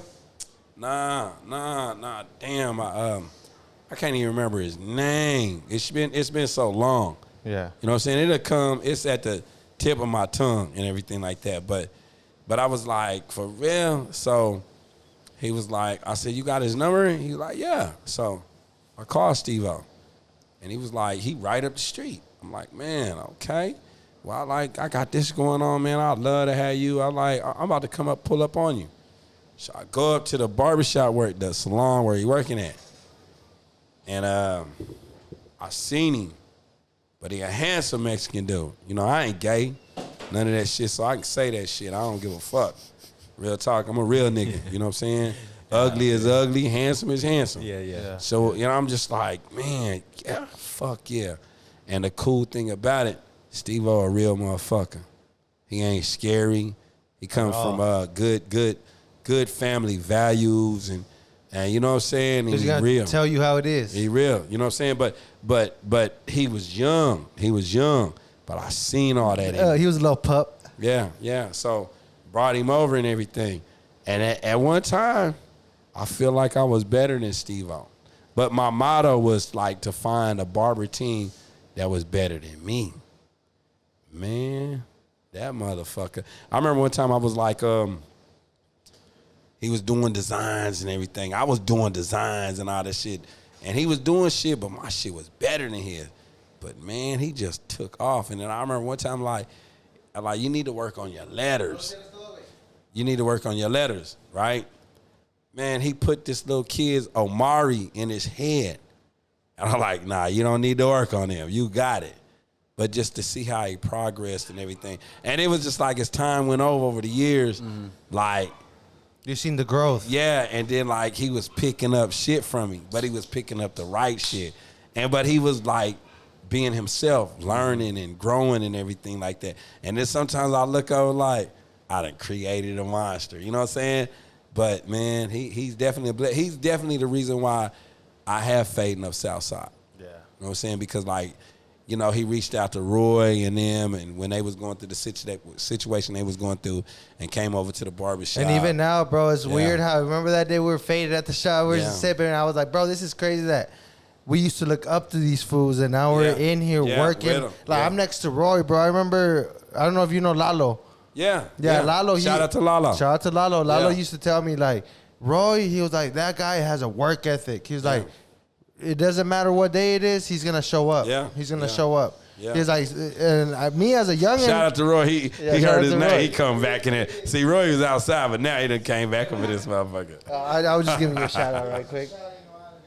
Yeah, man, but you know, it's one of those things where like now everything like it comes full circle, bro. Yeah. One day I'm in there sweeping and we're talking. Steve was like, "Nigga, we used to get paid like 50% of every haircut." Yeah. Like he's like, And I don't do that. I don't do like, that. "Hey, that is a good time to Yeah. be fucking like." Yeah. We went from making like Yeah. $7 a haircut to now we're in here like Yeah. we got a podcast. You know what I'm Yeah. saying? Yeah. Like it might be little shit, bro, Yeah. but And see, that's one thing I don't count my barber's pockets.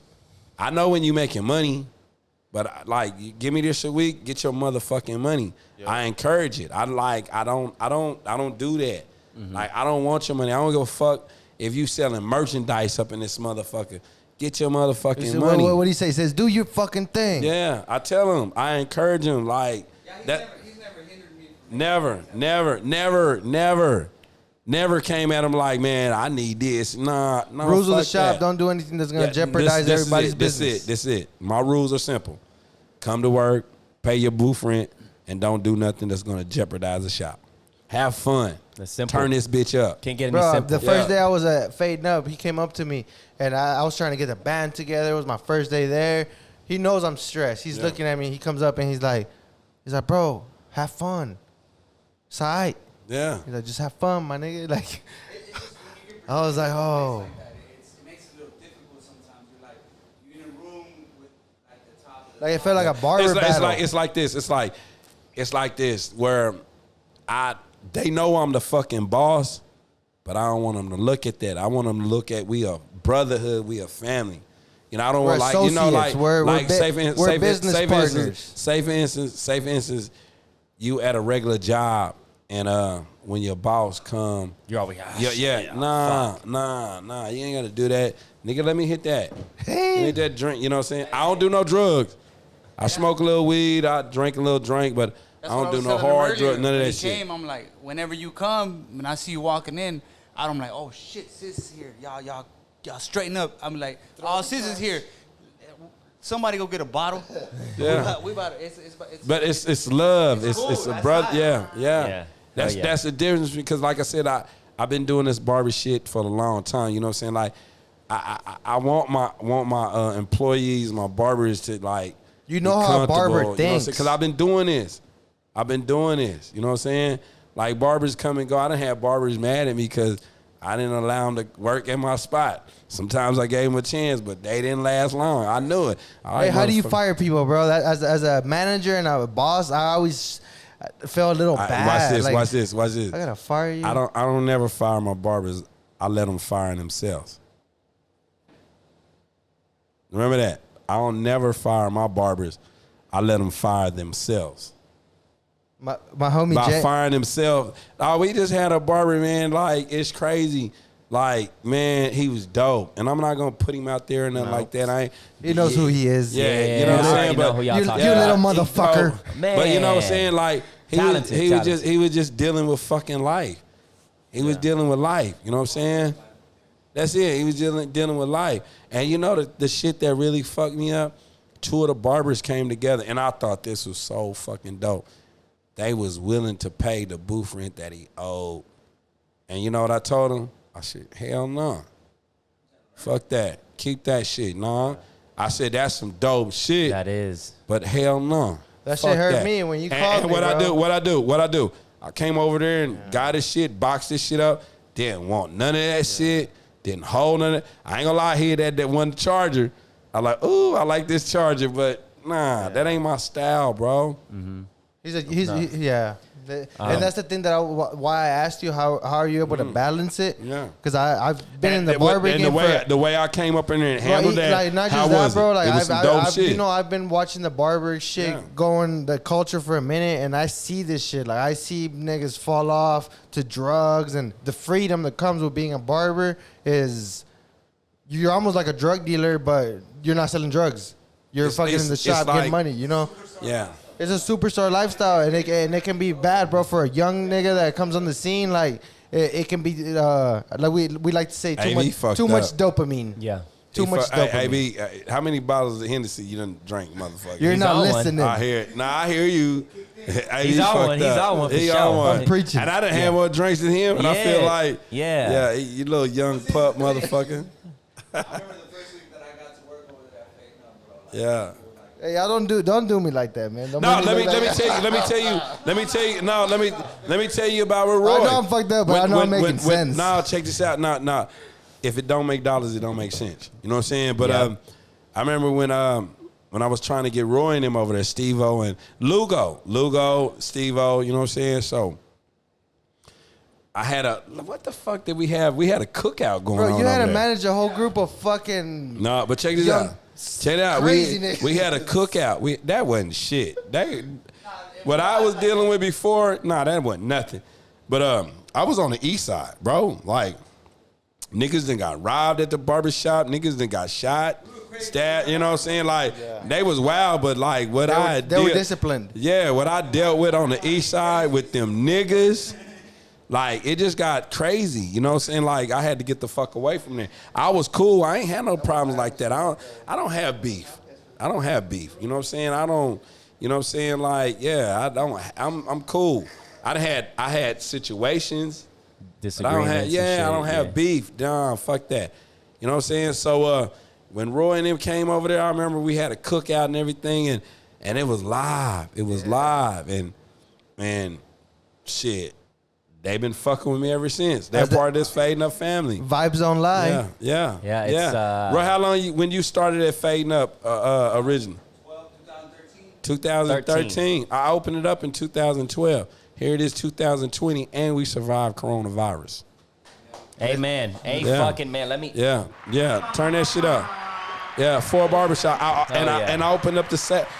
Give me another goddamn clap. You know what I'm saying? I opened up Corona during coronavirus, Fading Up Southside in February, Black History Month. And look, I want to say this. This was so fucking dope. This meant so much to me. Like, two things that happened, right? I remember me and Roy, we were standing in the back of the shop, and he was like, "Sis, man, I used to ride my bike through here, man. You know what I'm saying? I feel at home. You know what I'm saying?" And then I had the one little Mexican cat. He was like, "Scissor hands. You don't need no security. You don't need no cameras. Yeah. I got you." But it made me feel so good because I'm black. You know what I'm saying? Shout out to Lucio. Like, no, but check this out. And I tell motherfuckers that a lot of shit that fucked up with the blacks and the Mexicans was all the drugs, niggas running off on the plug, all that bullshit. You know what I'm saying? Hey, you niggas stop that. Shut the fuck up. You drunk. Tell him, bro. Tell him. Yeah, he Somebody just, need to shut up. Don't run off on the plug, bro. Yeah, He doesn't want to listen to you. Yeah, he fucked up. Fuck AV. Fuck AV. Just on some real shit. On some real shit. You know what I'm saying? Like, I'm not slimy. They know me. Right. It's all love. I'm not gonna do you dirty. Like, I'm not gonna be. I done had plenty of times when motherfuckers like, when this motherfucker come into the barbershop, let me know. Like, nah, nigga. Like, if you catch, that's on you and that nigga. Yep. I'm not doing that. That ain't not worth it. That's not in my DNA. I'm not. No, I know shit. Like, certain shit is on site, but I'm not gonna be a part of that shit. Hey, I've seen you be some dude after the shop, though. Remember that one time that fool mailed that shit to the shop? Remember? Oh, yeah. Do you want to talk about that one? Yeah, I ain't got no problem talking about that shit. This All right, is what you giving me. so a box gets mailed to the shop. Everybody's like, who orders some shit to the shop? That ain't now. Now this what happened. We Roy's up in this motherfucker. So it's crazy. And I'm glad this happened because I found out, you know what I'm saying, who fuck with me. A lot of niggas look at me like I'm a street nigga because I fuck with street niggas and I'm cool with street And niggas. you talking like a street nigga. Yeah. But I grew up poor. I know it. But I'm a businessman, but I'm not gonna do nothing to fuck nobody's life out because at the end of the day, some people got kids, families, and everything like that. That's just not my thing. You know what I'm saying? Like, I have a problem, like, if you just do some old fucked up shit, and you know what I'm saying? Like, come on, man. You know better than that. You know what I'm saying? But it was a situation where I'll never forget this shit. I was cutting up Coach Bryant's hair. No, I was coming to cut up Coach Bryant's hair. He played for the head coach for the, not the head coach, big coach, the coach the big man of the Thunder. And I happened to come up to I had to cut him up Monday, but I happened to come up to the shop. I happened to come up to the shop that Sunday to, you know what I'm saying, to straighten up and everything. And I got a call and from this dude, and he was like, hey, Scissor Hands, this is whoop-de-whoop. And we was doing this shoe drive. You know what I'm saying? Like, collect shoes to give to the homeless and everything like that. We did that, put that together. So I guess he seen the opportunity to try to mix his business in what we had going on. And this is what happened. So next thing you know, I get a call. And I'm not even knowing who the dude is, but he was like, Scissor Hands, this is whoop-de-whoop and everything like that. And my buddy messed up. It's a package of shoes coming to your shop. But he put the wrong address on there. So I'm like, well, fuck it. No, I'm not even tripping. I'm not thinking no shit like this. Like a motherfucker's actually sending weed to my shop. You know what I'm saying? This is before weed wasn't legal.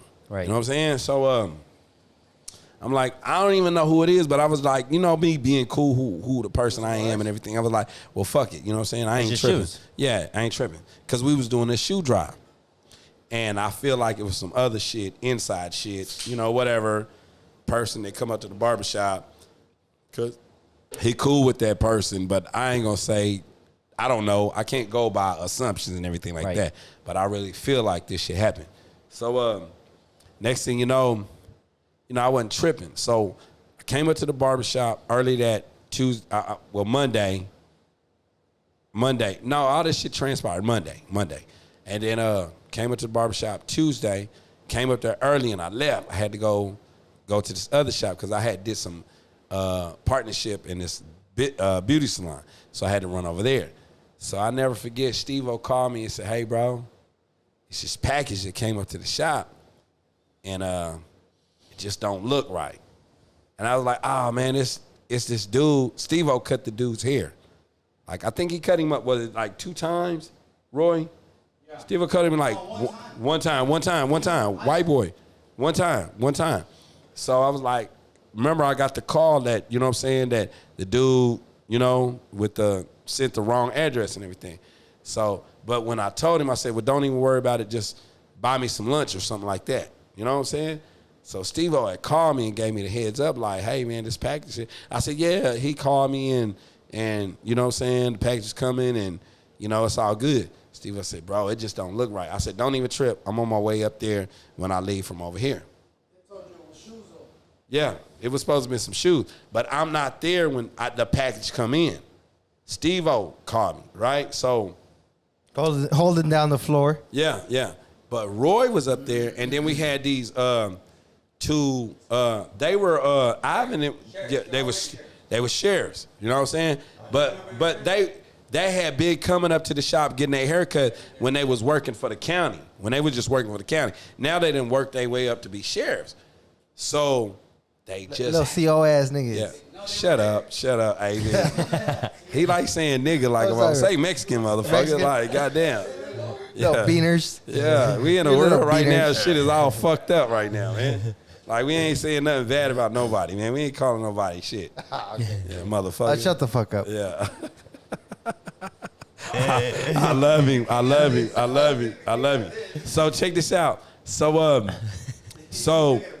check this out. This is some real shit. I'm gonna tell you the story, man. So when I come up there, Roy is cutting up the sheriffs, you know, but they been fucking with us, getting their hair cut. We a business, bro. You know what I'm saying? We accept all type of business. Just don't come disrespect. We don't give a fuck what you do or whatever. You know what I'm saying? We ain't tripping. But at that, I was clowning with them when that box was there. I was telling them. I need you to tell him the story. Check this out. Right? So this is what happened. Now tell him before I came. Like they're there. Yeah. And they're there. And we're The telling we're telling the story. Yeah. I'm like, bro, like we looked at the post, and they came from Cali. And then I'm like, I bet you there's drugs in here. I'm telling them fools. And the sheriff's up they're in my here. homies. They're Yeah. they're like my good The homies. package came. I known them before they were sheriffs, but I've been cutting them up since back in the day. And I'm like, bro, I bet, like this shit says it's from Cali. I was like, I bet you it's some fucking drugs or something. And they're laughing about it. Like, yeah, like clowning with this and shit. Little do they know, there's actual 4 pounds of weed. 4 pounds of weed in that bitch. Some good. Like I told them, like, bro, that could have been y'all's fucking like Yeah. y'all's bust. That was y'all. But now check this out. Gave them the promotion and shit to move Nah, up nah, and check shit. this out. Check this out. Bro, y'all should have just took the pack. Nah, hell nah, nigga. We don't do that shit, nigga. You send that to your mama's house, nigga. Send, like, don't, yeah. Like y'all should have beat him up and be like, Bro, look. we all get a quarter. We all get a little quarter. Look. Them undercover Hey, showed hey. up as soon as he called the cops. They pulled up. I, Probably like and 30 look, seconds later. I ain't even the one that called the 30 cops. seconds? One of the Okay, barbers. so let's finish this shit. So let's- who check opened the package? So check this out, right? Check it out, right? So Pause. check it out. So we're gonna go back to where it came up there. Ruin was up there. I wasn't there. Remember, I was like, when Steve-O called me. I said I'm on my way. So I get up there and everything, and the package is up there. So I lift it up, and I'm like, this shit ain't. Heavy for some damn shoes, huh? It ain't heavy. It's Yeah, so I ain't tripping. So we up there and package up in there. We ain't tripping. And there's some female come up to the shop. Like, I was supposed to come pick something up. And I'm like, what? You know what I'm saying? And she was like, I don't know. I was just told to put, like, nah, I don't know what you're talking about. But then after she left, we was like, the fuck is this shit?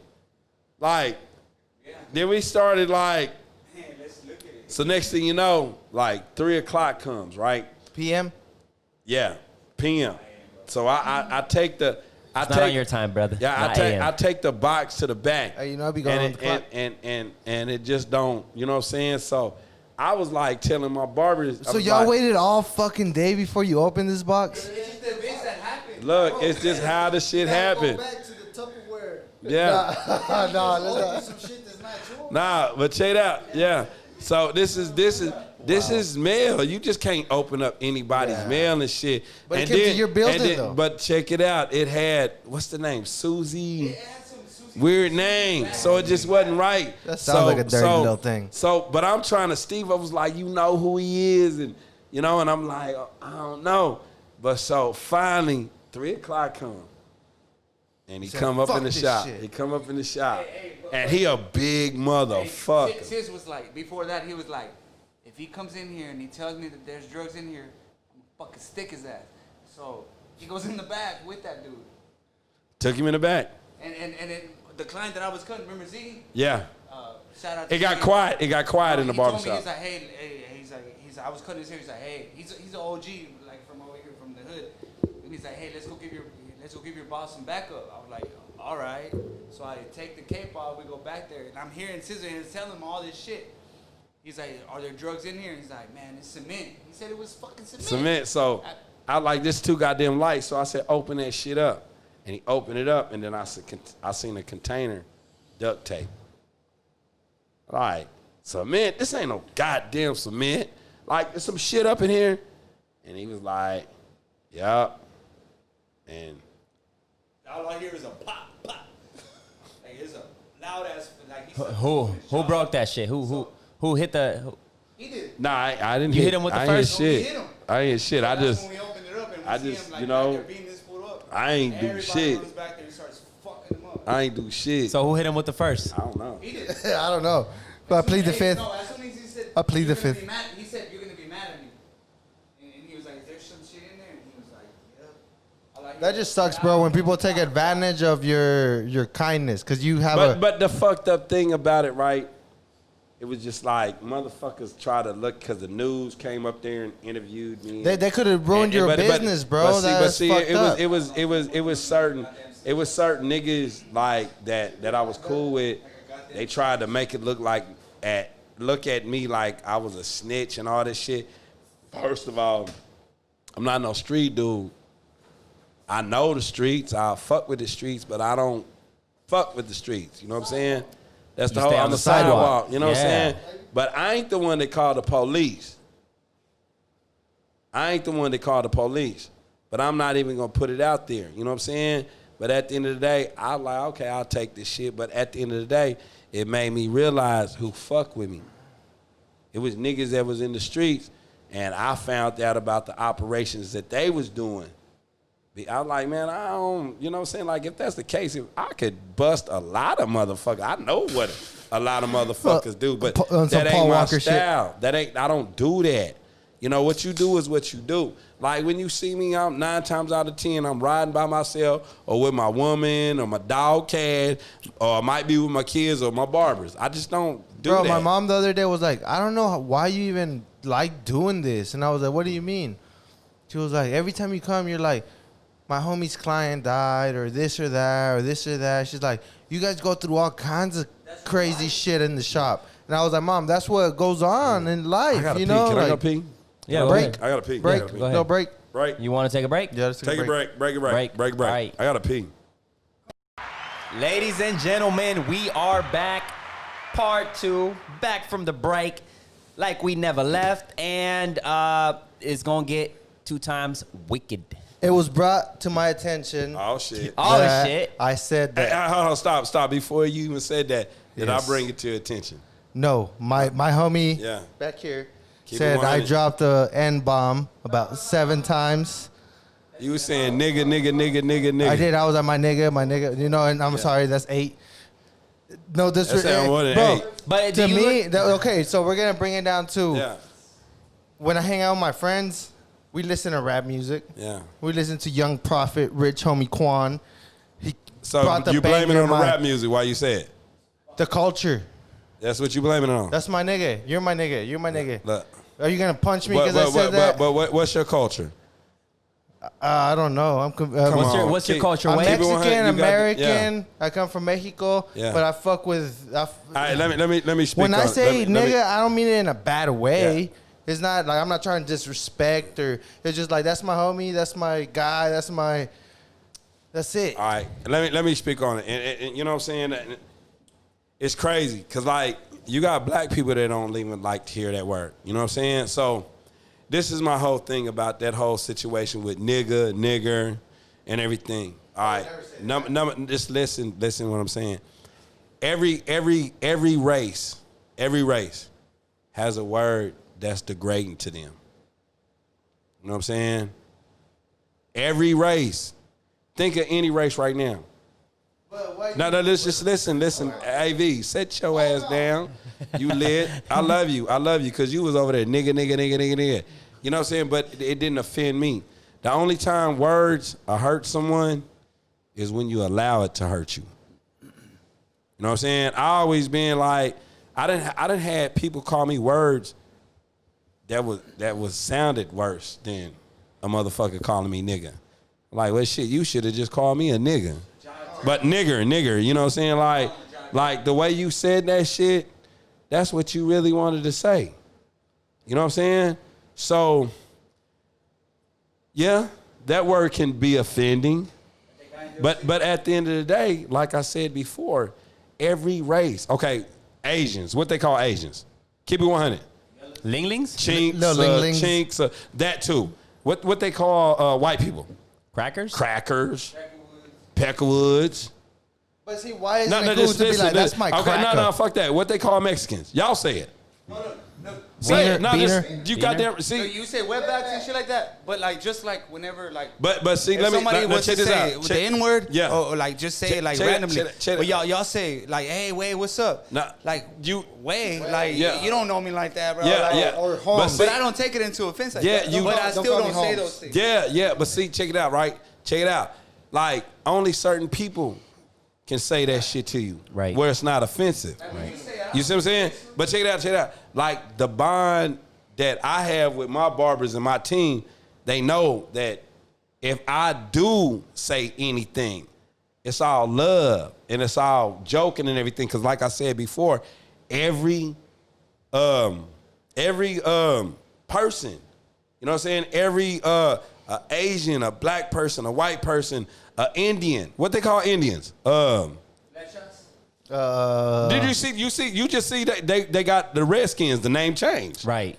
Everyone has Drunk a word. ass motherfuckers. You a drunk motherfucker too. Yeah, Shut- that's why See, I like Let him finish, brother. that's why I like AV, natives, because we AV. drank. AV piece of shit. I love you. I love him. But he don't. And see, but at the end of the day, AV don't mean no harm. He's just having fun. That's the whole. See, that's the whole thing. See, that you gotta get to know a person first. And see, like I tell everybody like this, when you know someone and you have a problem with them, it's your fault. It's not theirs because you know how to deal with them. AV don't mean no harm. He a fading up Southside barber. Like I said, does but have a problem, you can just tell me, like, hey, bro, don't say that, and tell me, okay. No. What needs to happen is communication. I'm big on communication, and I tell everybody, like, if you got a problem with someone, pull them to the side and handle it like an adult. You know what I'm saying? That's how it should be. But everybody ain't like that because, like, drugs, alcohol, all kind of shit, pride, egos, and all that shit can come into play. But that's the good thing about with me, I'm a teacher to my team. You know what I'm saying? I ain't out here in no barber shops, no barber schools teaching. I'm teaching my crew. You know what I'm saying? Because like at Fading Up, we're a family, and it's all about like coming together as one, helping, you know what I'm saying, come together. Because like my hookup is their hookup. Their hookups is my hookup. But nobody's gonna teach you the people that you're gonna come around. You never, yeah. Like even me, like I worked on the south side and I met a bunch of people, but even going over there where they were at, I met a lot of people, but even then, like, I show them respect, Yeah. and they give it right back. No matter how hood I met But some but hood ones, Roy is one of the coolest Mexicans I've ever met in my life. Like I tell you, Roy, you came around Why Mexican? Why couldn't you say, like, No, because people? I am Mexican. But he is Mexican, though. He is Mexican. Yes, but that's the same thing with the N-word. That's where I get No, offended. that's a goddamn lie. You call me what as a should we black do? man, motherfucker. That's the difference. That's the difference. A black man is a black man. A Mexican is a Mexican. You know what I'm saying? Why in the fuck I gotta be called an African American? Why in the fuck you gotta be called a Mexican American? Motherfucker, I'm from America. Why I can't be called a motherfucking American? That's what I'm saying. But at that, I think it's all. But that's what I'm saying. I'll be like, shit, man. Yeah. But no, but AV on some real shit.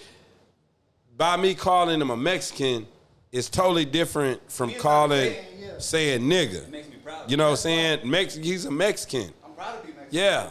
You know what I'm saying? But you don't think he's one of the coolest people, just regardless of the Mexican? No.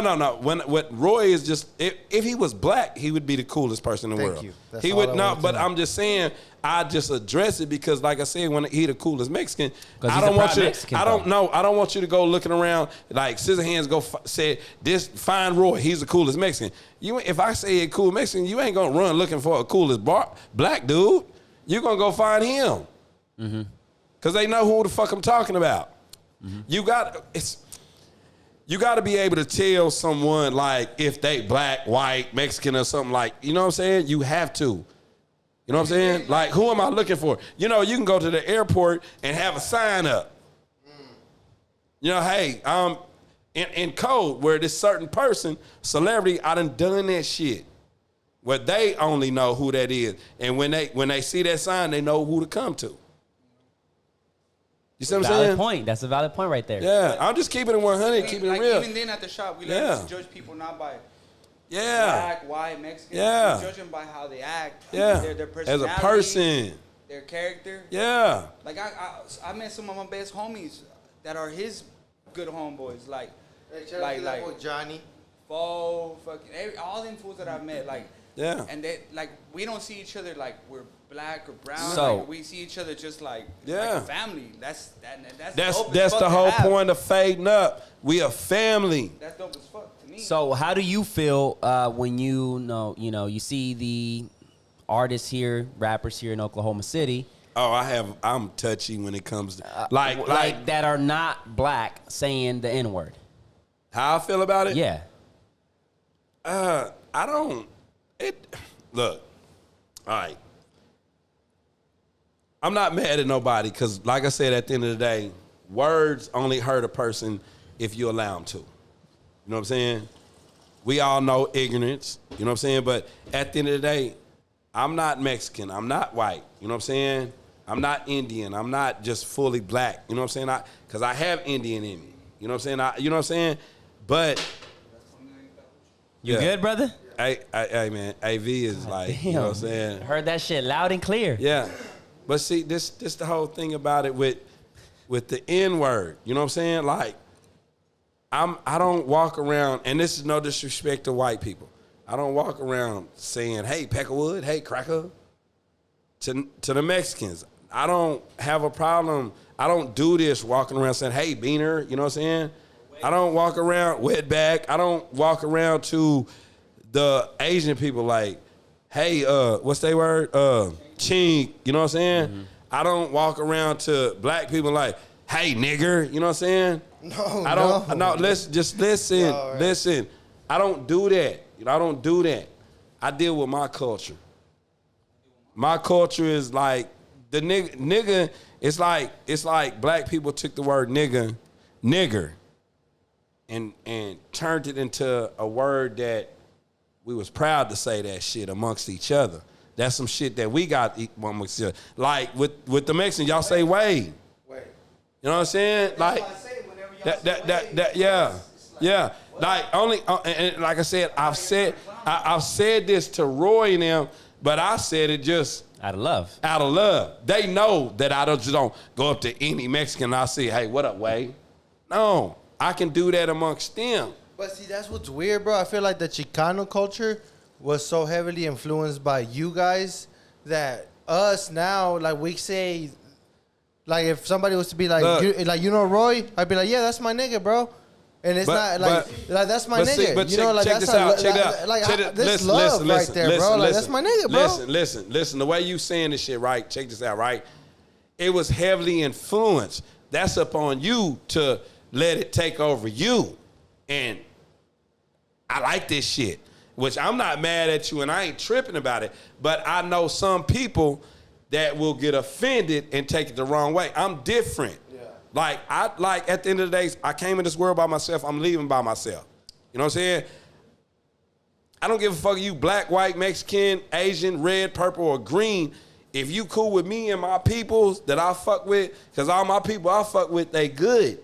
Yeah, you see what I'm saying? Yeah, bottom line, what you're trying to say is just be mindful of what you're saying because just don't put yourself in a situation. Exactly. Yeah. Yeah, because what now, especially nowadays, what they do is like all this shit going on with Trump and all this. It's just a lot of hate. Even the mask, you got the mask people against the non-mask people. It's like everybody against each other. So this ain't the time to even be tripping on some bullshit. On some bullshit. I think what it really comes down to, man, is like. Especially with this, our mission is just to inform the people, let them have a good time. But look, right. But this is the thing. Let me put my point here. Understandable and understand. Like your views is your views, but like let your views be some views of good. Of good. Like I said, it's just too much madness and people upset. You know what I'm saying? Maybe don't mean no harm, but that's why I told him, I was like, hey, bro, you getting a little too comfortable saying that. Yeah, he was like, nigga. Like that shit. Have a lot of views like that shit that was down in Norman. And I thought that shit was so fucking funny because it was funny to me with the fraternity, SSA or whatever, you know what I'm saying? And it's just no disrespect to them. You know what I'm saying? They was having a good time and they had the white lady saying, nigga. I laughed when I saw it. You know what I'm saying?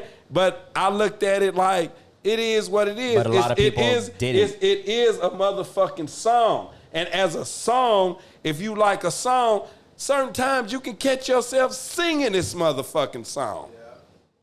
You know what I'm saying? It's some shit that I don't even fucking like, but I catch myself singing that shit. So either they was trying to be like on some racist shit, or they was just drunk. They was kicking it, and they was college students. This white lady, she don't listen to Trinidad James. Yeah. So I look at it like that too. I'm not just on no shit like that. They did it on purpose, but at the end of the day, it's crazy, bro. Because that happened to me one day at the club. I went in the bathroom and I said, my bad, and then he was like. He just looked at me crazy, and I was like... Hey, man. Hey, AV, I love you. Just sit over He there, ain't mean man. no harm. This I ain't didn't this. mean no harm, bro. Nah, I was just talking to him and I was like, bro, I need to reevaluate what the fuck is going on because I mean I don't know, bro. It's gonna be hard. It's gonna be as hard for me to stop saying nigga as it is to stop smoking weed. Let me say this. That's how hard it is gonna Bro, be. look at me on some real shit, my Yes. nigga. If you want to stop doing something, you can stop. Simple. Straight up. And it all goes back to knowing when and who to say it to. Right? You can, that's real talk, right, bro. Right. No, Like- and I want to prove my point here real quick. Because at the end of the day, bro, we're in a we live in a social, like, this platform is to inform people and like give them laugh and stuff, but you never know who's watching. Like, let's say you blow up, you become this big famous podcast host and shit like that, right? They're gonna bring that shit They back gonna- up on you. This episode, Yeah. like, let's say you're in episode 2000, gonna hold they're that gonna on look YouTube. back at this and be like, Try to make it look like you racist. This- I'm this telling you, nigga- they will do that. I even said it. You see, Yeah. Yeah. I even said it. You Watch see, yourself. I even said it right now. Like, But you said it. Like, they're gonna come back to you and say like, all right, we're gonna shit on him. We're gonna shit on If you're him. not ready to ride, you better get ready. But that's the thing So about it. Like, they'll find ways to shit. Yeah. You know what But I'm see, saying? like when I Cancel you, shit like that. But let me say this: the way when I was saying it, when I said them racist words, I was just my point was to show that everybody of a certain race has a word that offends them, and like I said, and I said this from the jump: words can only hurt you if you allow them to hurt you. Right. You know what I'm saying? But respect is respect. Right. You know what I'm saying? Like I said, I don't be around a certain group of individuals and get to talking and saying Right. the language that I may feel or I know that they say. But My even, thing, even when we hang out, Yeah. you say way, yeah. and I don't take it into offense. Yeah. If I would, like, somebody else that Yeah. I don't know Yeah. says that, like, well, you're not. But you're when- not, you're not That's my the thing. people. It's cool if y'all But- do but- that. but on even- Yeah. cameras. But like, I don't never say that. Too many sensitive people. Yeah, Say those yeah. things, Too many like, sensitive they- people. Yeah. That's the thing. But See, even, it- I think they feel that, like, Yeah. we have a sense of respect for you. Yeah, it's a respect thing. Like I said, I like my ways. You know what I'm saying? But like it's like Drake got that song like I was rolling through the six with my woes. Yeah. You know what I'm saying? But when I say way with them, I just don't be out in the crowd. Way. It's just that when I say it with them, it's a respect, but it's all love, and they know that I'm not trying to fit into their culture or whatever. So that's like the way with AV, and this is no disrespect, bro. You know, no disrespect, but it's just like the way you do it. It's Yeah. like you done got so used to it now. You know what I'm saying? Yeah. But culture is culture. You know what I'm saying? Like, cause like, I know I done met some real Mexicans, like some motherfucking farmers, some motherfuckers that'll chop your motherfucking head off. At the end of the day, Just you hold know, on. at the end of the day, you know Hey, it's love, just- bro. because- No, just listen. I'm not knocking you. I know it's all love because I'm not upset. I'm not tripping on it. But I'm just saying with the culture of Mexicans that I've met. You know what I'm saying? You know what I'm saying? Like with the culture of black people, the white people, and everything, but all the Mexicans I met. So if You know what I'm Darwin saying? said that, you would be okay with it. AV, just let me finish. Okay. You know, it's about me right now, right? I love you. I love you. I love the fuck out of you. You my little young, you know, I love you. But I'm just speaking like the Mexican. I remember when I moved to Oklahoma City, right? And right-handed guy. I met this one Mexican named S.A. on the south side. I used to live in Hartsdale and Oak Cliff. I knew J. Poe. I knew J. Poe when he was Alicius, when he was General J. Poe. You know what I'm saying?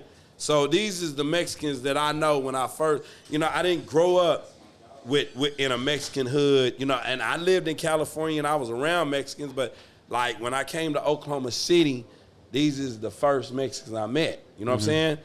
But when I met Steve-O, Roy, all these guys, that's when I really got introduced to the Oklahoma City Mexican culture. You know what I'm saying? And it was beautiful. But see, the cool thing about it is all the Mexicans I met, and I know how it goes in the penitentiary and everything like that, but this ain't the penitentiary, this the barbershop, man. Right. You know what I'm saying? I'm all about bringing people together. I'm never going to try to put certain people together to hurt each other. Mm-hmm. That's just not my flavor. That's not my style, my character. I've never been like that. But I know when it comes to certain words, I'm not going to say in front of certain people. Like it's not the time or the place. Yeah. So that's all I'm saying is with this podcast, shit, a lot of motherfuckers going to see it. Yeah. Mm-hmm. And they going to hear you saying nigga, I'm glad we addressed it because if not... No, but that's dope. Yeah. That's dope. That's dope because, like, you didn't know. Yeah.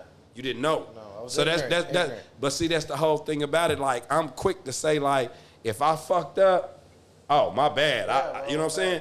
That's the problem with a lot of people today. They don't want to admit that they fucked up. Pride is a motherfucker. You know what I'm saying? Mom tells me that shit all the time. She's like, it's so annoying that you guys are blunt. And I'm like, fuck. That. She's like, yeah, it's annoying. And I'm like, fuck. Like, that's blunt. Why. I mean, I ain't gonna say it's annoying being blunt.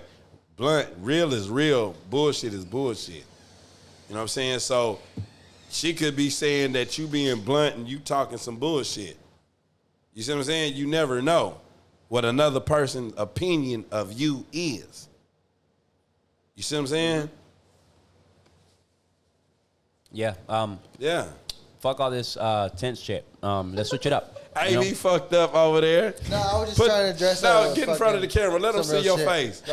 Look, yeah. AB fucked up, man. He fucked up. It's all good, man. I feel like let me get a beer. I got a DUI before I was 21, so I know I fuck up. Yeah. But it's all good. I mean, but it's all love. It's all love, man. Let me say this.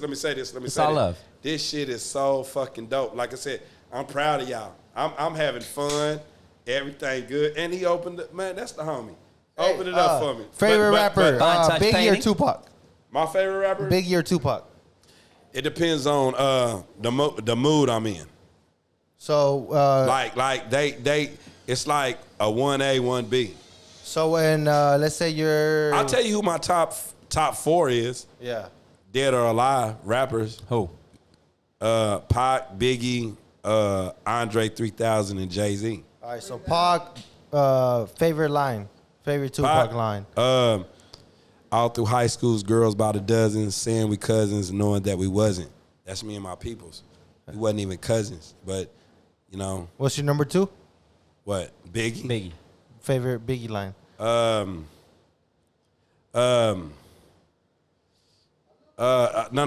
Hell no.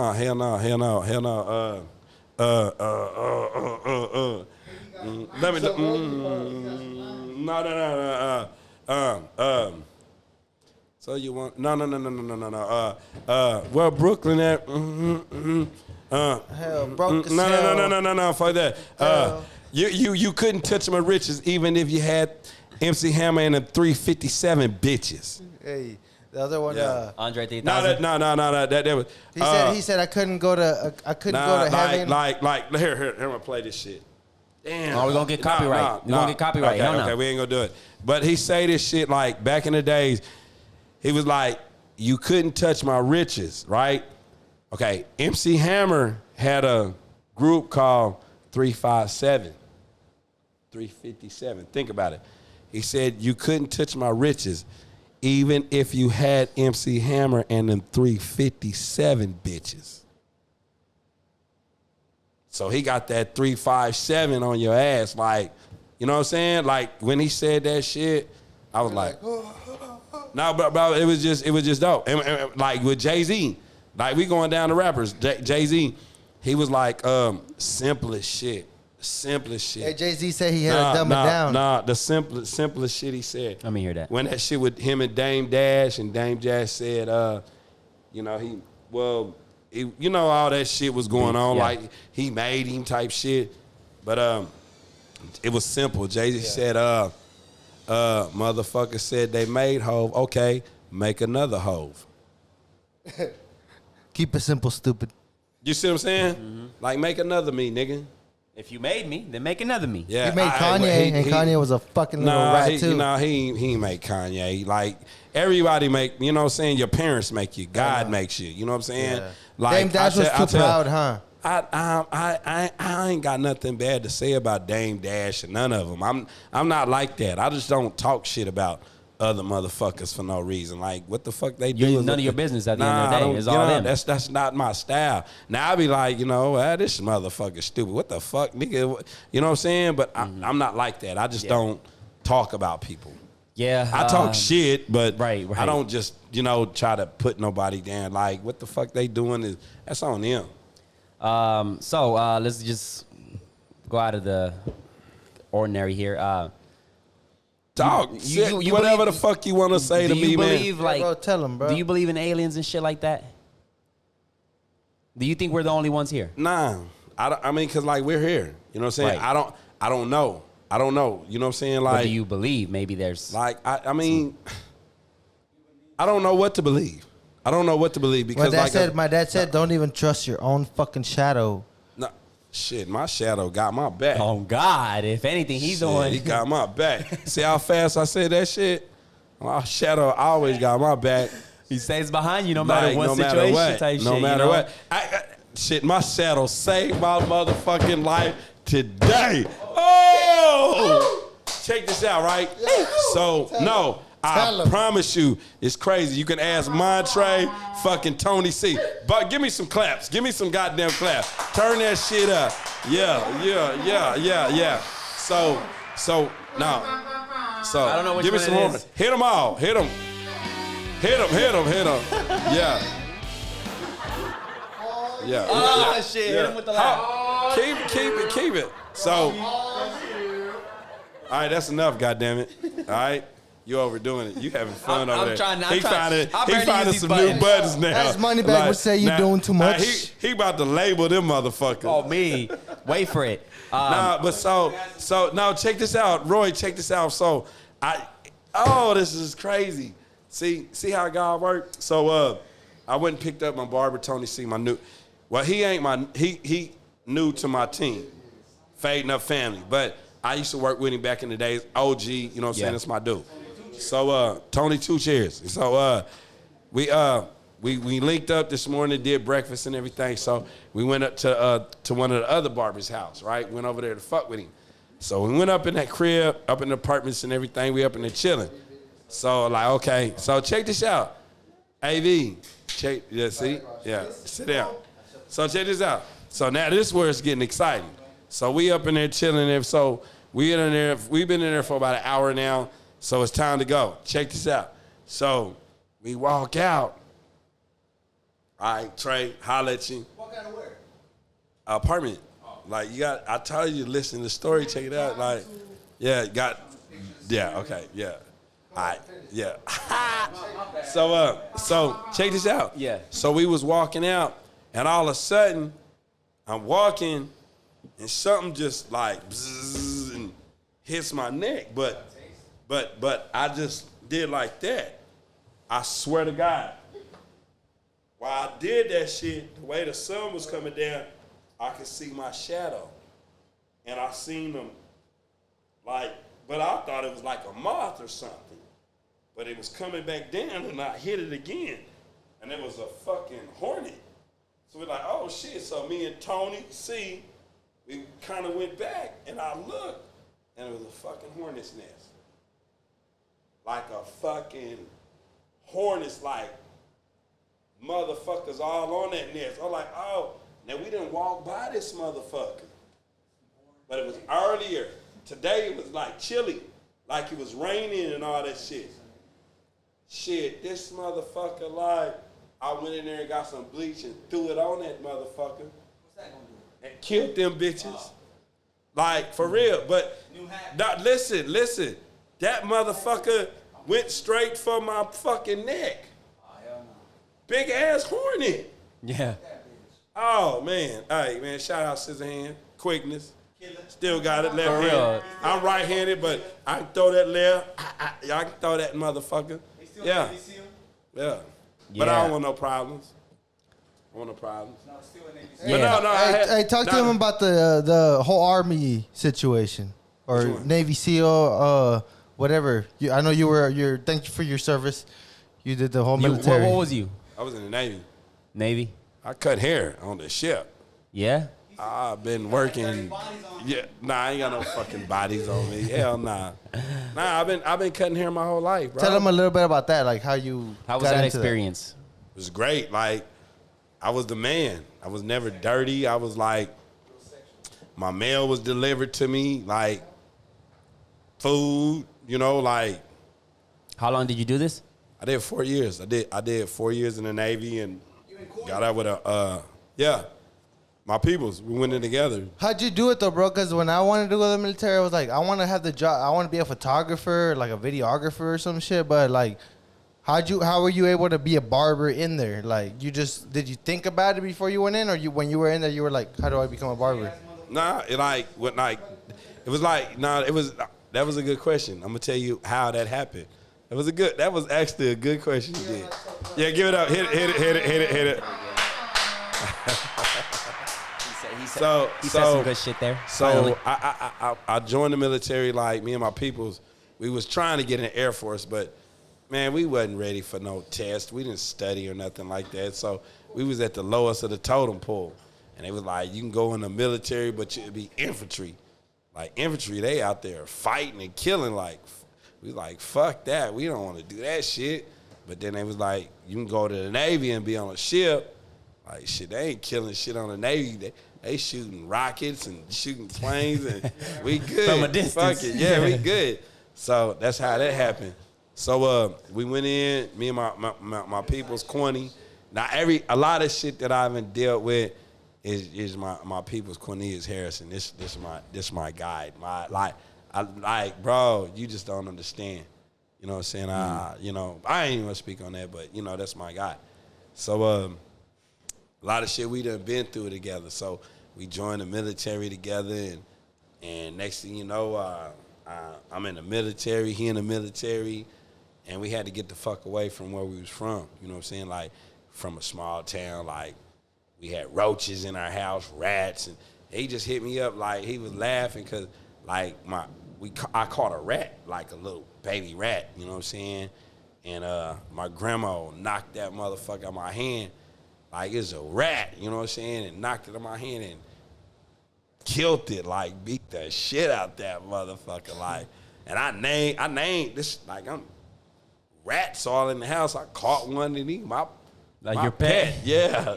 No, for real, that's just like the type of shit that I grew up, you know what I'm saying? Like, so that's why I'm Okay, grateful. bro. So you're from Watoka, Oklahoma. Atoka. Yeah, they're right, yeah. Atoka. What's the population number? Last I checked, it was like 3,104. Is there like big hospitals, malls, shit like that? No. None of that shit. We got a hood. We got a little hood. Crossing the tracks. So from there, like out of other than you, who's made it out of Atoka? Like made it to the city and. I'm a legend, but like he ain't from Atoka, but he graduated from Atoka High. Lane Frost, and made the movie 8 Seconds. Okay. That's yeah, I know him.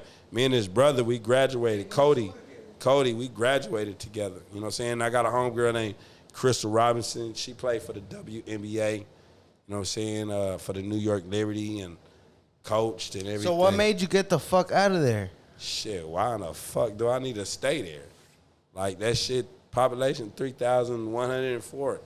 I was always a small town dude with big city dreams. I was seeing the world at a young age, traveling. Like, my peoples, my brother, like, he would take me and my grandma and my sister to California. I got family out there in Texas and Florida. I was seeing that shit at a young age. That traveling will change your mind. Yeah, That's why Darwin is fucking. He'll be like, bro, all you do is go to downtown, this and that, because this nigga could go walk down the street. The beach is right there. Like, you already experienced. Even though you didn't have a lot of money, you saw a lot of shit. Exactly, yeah. And I feel like I mean, not everybody's goal is to travel, but I feel like you should go out there and see the world. And where you been? Where you I'm been? from Puerto Rico. Where you been? So now, Name spot the spot you been to. I haven't been to much places. Like I lived my whole life in Puerto Rico, and to me, like it was enough. I'm gonna name some of the places I've been to. I've been to Hawaii 5 times. Okay. I've been to Spain, Turkey, Italy. I've been to Singapore twice. I've been to Hong Kong twice. I've been to Guam. I've been to Mexico. I've been to Canada. I've been to Japan. I've been to a lot of places. You seen the world. But like that shit I'm naming is when I was in the military. But in the United States, doesn't count then. In the United States, California. Okay, all that you mentioned doesn't count. California, Houston. So when you were New like doing all the Orleans, other shit, Miami, were you enjoying it or you were on the job? Everything I was doing, I was enjoying it. You were still fucking bitches I don't give a and fuck. smoking All exotic that. weed. No, I wasn't smoking weed. I wasn't. Well, There's so in many the stories States. that he's told me from when he was Yeah. in the Navy. Yeah. That I'm like, damn, like that's what Like, I makes was- I me remember- more I intrigued mean- about going to different parts of the world. The country, because like they it's- treat you it's like a lot a of king, world out there man. for you to Like, learn about. Exactly. Yeah. I think it's bro, I was in the Philippines. oh yeah, we are. No, I was in the Philippines. I never forget this shit, right? Now check this out. I was in the Philippines in Subic Bay, and I was walking down the streets, and my partner was like, "These girls on the streets, they prostitutes. They don't get checked. Do not fuck with them." And they running up on you like, "Oh, brother, me fucky, sucky, me love you long time." And it was just like, it made me see how poor these countries is at. You could go like when I would when me and my buddies would lead a ship when we was in the Philippines, Yeah. we'd only take $50. But when we exchanged that money over, we got like big stacks. stacks of money. Can't even fit it in your But pocket. these people is only got like little stacks of money. But we got $50 a night. And so that's what I was saying when I was in the Philippines, it was like it was so cheap, it was expensive to us. Cause we blowing this shit and it is $50. Right. But coming from a toka, you're like, But fucking. Like to me, bro, I remember I used to have to go outside and shit in like a porta potty in Mexico. Like when we took a shower, we couldn't even like. When you grew up, that's where you grew up. You from Mexico? Yeah. That's how it was in Mexico. Bro, I wasn't even born in the hospital. You was born in Mexico? I was born in a house with an Damn, old lady. Hey man, I respect that, bro. When Like, my mom told no. me, Let me say this. I respect shit like that. No, I respect. Because I remember, bro, we used to let me stop. Let me look, bro. Like I tell everybody, when you think you got it going bad, if someone has it worse than you, I respect that. That's why I was born in a hospital. For a motherfucker like to be born, yeah, I respect that. See, that's that with me. Your car, just because you got a badass car with rims or a big ass house, you know, shit, that's dope. You know, it's dope. Do your thing. But shit like that, when you was born, Nigga, that's why I in love a OnQ, motherfucking house. OnQ, yeah, clean you see what I'm bathroom. saying? I my mom respect. told me I stories respect shit like about that. shit, bro. Like whenever she'd be Yeah. like, at night, I'd wake up and she'd like, I had to use the restroom, but I knew that if I had to use the restroom, I had to go dig a fucking hole in the Yeah. ground for me to use the Yeah, restroom. yeah. Like, I goddamn, respect I've never that. thought about that when I Yeah. wake up at night. If I got to take a piss, Yeah, I'm take a piss. yeah, yeah. Flush the toilet. Bro. That's it. Look, We that- complain too much. yeah. We're just too Yeah. fucking. Comfortable. We're too comfortable. Yeah. Too comfortable. We Yeah. eventually- The American culture is like, My stroke here, was- have it all. But And like, it ain't just American culture. It's some motherfucking countries. there's that they certain got- countries that Yeah. like But see, I But feel like minimalism. but- like but they like- don't, they're not about fronting about all the material shit. They're not. Yeah. They don't get Yeah. themselves in debt to just show off and show, hey, I'm up here. But no, you up there because you're in debt. You know what I'm saying? Yeah. Like, you know, it's like it's just a wrong it's a wrong concept. Like if you grow up like saying, hey, Happiness is And that. with, like with If I scissors, can't bro, afford- I gotta say with scissors, like that's why I respect the fuck out of you, I respect you too, boy. because bro, you could right now be acting like you're fucking, you know, That's what you get with me. like right now you're in my garage. I mean, if you're in my, told you know what I'm saying? What I say when I came over here. I said, damn, this shit look totally different from the last time I've been over here. Look, one thing about Scissor Hands, I'll hang out with the richest of the richest and the poorest of the poorest and come out with a friend on both ends. That's just how I am, bro. Yeah. That's just how I am. I like I said, I grew up not having shit. I mean, I remember I go in a fucking wake up in the middle of the night, want to go get some water. You know what I'm saying? When I was like young, go in there and turn on that kitchen light. Them motherfucking roaches just running like, yeah. What are you gonna do?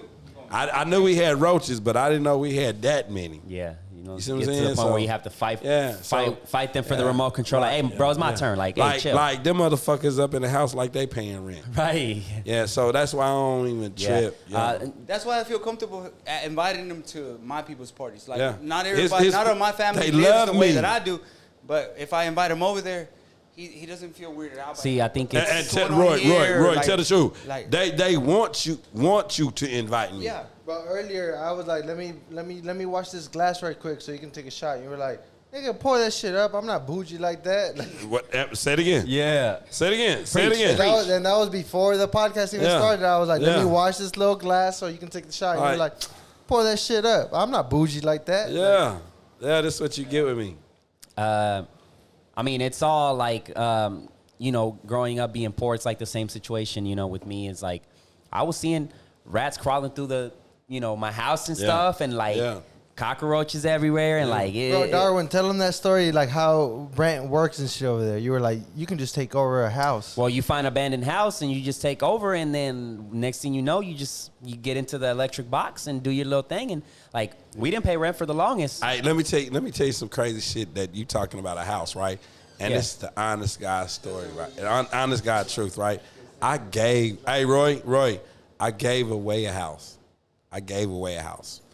How many people you know that just gave away a house? It's a big one. So check this out. It was my hometown growing up in Atoka, right? So I lived with my grandmother.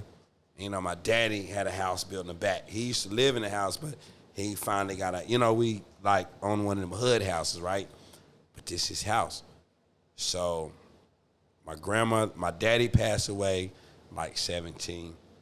My grandma, I joined the military after my daddy passed away, you know, later on, you know what I'm saying, a couple of years later. So my grandma passed away. So my brothers, they was like, you know, they put the house in my name, my daddy's house, you know what I'm saying? And I was like, fuck that. I don't even want it. I'm not coming back down there. You know, this is when I'm out in California. I'm not coming back. You know what I'm saying? If I come back that way, I'm coming to Oklahoma City or Dallas or something like that. And came back to Oklahoma City. Well, I told my brother, y'all take it. Y'all can have it. I remember I was going to court type shit, you know what I'm saying, for this shit. But next thing you know, I was like, how the fuck I get that house away? I didn't know no better. I didn't have nobody like me to tell me, like, you know what I'm saying? But when I look back on that shit, it makes me feel good to be even to say. Because you get back. No, but makes me feel good to say that how many people you know was able to give a house away that grew up poor, rats and roaches. You know what I'm saying? Yeah. Yeah. Yes. And I don't never look back at it like I fucked up, but I'm just saying, like, how many people you know that gave a house away?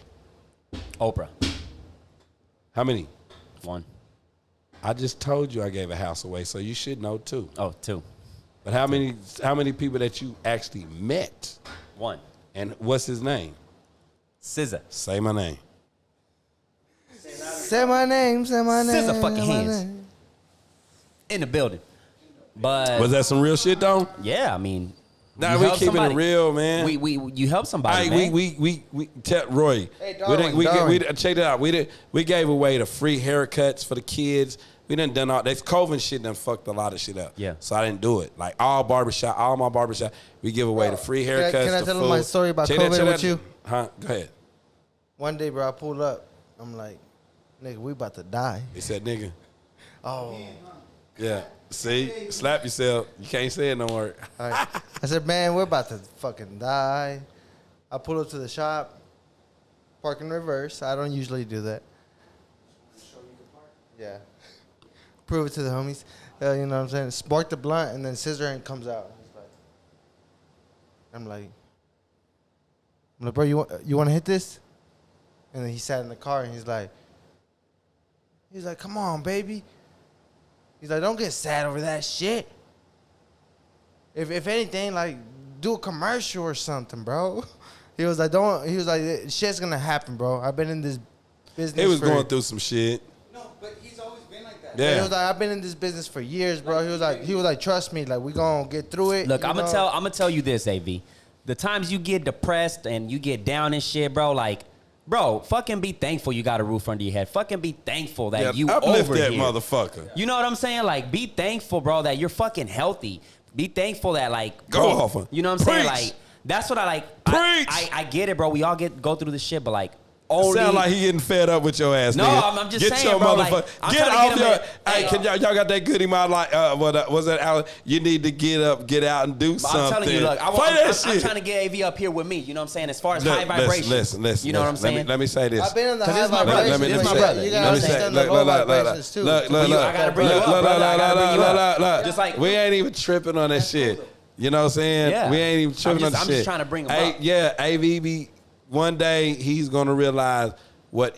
Okay, put it this way. He's brought me up a Look. lot. You can lead a horse to water, but you can't make that horse drink. But That's eventually right. that That's motherfucking right. horse That's is right. gonna drink, 'Cause and he's he gonna gonna thank you for thank you. But see, animals, they gonna find water. Right. You know what I'm saying? Whatever person I don't give a fuck. You can tell this person over and over and over, but it could be a certain to them. person to tell them that it can be the spark in their life. You know what I'm saying? But at the end of the day, it's up to them. Exactly. This is not your story. This is their story. Right.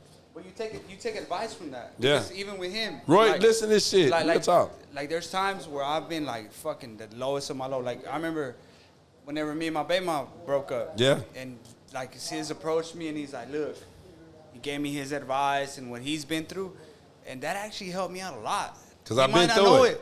But like I told him, like, man, bro, like, man, that shit right there, like, and every day I still show up to work. I might feel like shit sometimes, but just him talking to me helped out a lot, bro. That shit, like, you take those words and it's either if you're gonna take them into consideration or you're just gonna just blow them off. And I always took those, like, I'm like, this fool's actually live life, you know what I'm saying? Yeah. I could take somebody's advice that has actually been through shit. Yeah, Right. that's Over dope. somebody He that's has just experience. talking to me out their ass. Right. That ain't been through anything Right. that I've been through. But I knew that he's been through some hard times, bro. So whenever he talks to me and he tells me things, gives me advice, I listen every fucking time. I listen, and that's why I like. Yeah, sometimes we might not agree, but shit, I appreciate that from him. At least When you got somebody at least that's he trying to- feels yeah. that he cares about me enough. I done pulled him to the approach side. me like that. You know what I'm saying? He made me mad one time. I was mad, but I was only mad at him for so long because yeah. Roy is. I tell people Tell he's him a why you cool. were mad. I'm not gonna do that. That's none of y'all's business. Tell him. Yeah, but Yeah, me just- and nah, him, we've always yeah. been cool as fuck. Like Yeah. ever since we first met. Yeah. Like, and then over the years we built like a close, like, my kids love the fuck out of Oh him. yeah. It's about good. the That's what's so dope when his mom, his baby mama, sisters, brothers can trust me around his kids, their grandkids, their kids, their cousins, nephews, nieces, and all that. Yeah. That's dope. And then he's Mexican and I'm black. Yep. But I don't see that. You see what I'm saying? I see him It should be that I way. see him Yeah, as a but person. that's the whole point Him that I'm being saying. black, that doesn't You know even what I'm come to mind. It's we're family. And that's the dope Man, part about it. when his daughter sees me, what she do, Roy? She says Uncle Sis, like she comes and and sometimes when she doesn't see him for a while, she be like, "Where's my uncle been at?" That Yeah. type of shit. Like that's Hell yeah. But that's cool though. I like that. We built that bond together to where we're comfortable around each other. It's not just about he's my It's not a boss front. or It's like not. It's not. It's you know when it's genuine. You know when it's yeah. love. And I've seen his kids grow up Yeah, and they love the same them. way. Love like, them. Deprecia, his Yeah. brother, his son Dre, Dre, and his Danielle. youngest daughter. Danielle. Like, every time I see them, even if I see them out, like in the club or whatever, like we approach each other. They grown. Not we approach each other like as like we're family. Like Yeah. we hug each other. We talk about Fading up family, man. and Fading up those family. are his kids. You know what I'm saying? That's what's crazy. You Yeah. know, you don't expect that type of bond between like black and brown like Yeah. that. like we were talking about earlier, like that's dope that we have that. Go ahead, AB. So one day Roy was like, the reason why I bring my kids in the barber shop is because I used to see Scissors bring his kids in the shop. Yeah. And it made them grow just from seeing. You see it, yeah. From seeing everything. Like, Roy's daughter will come in the shop, and it don't matter if it's a big black guy, if it's a tatted up Mexican.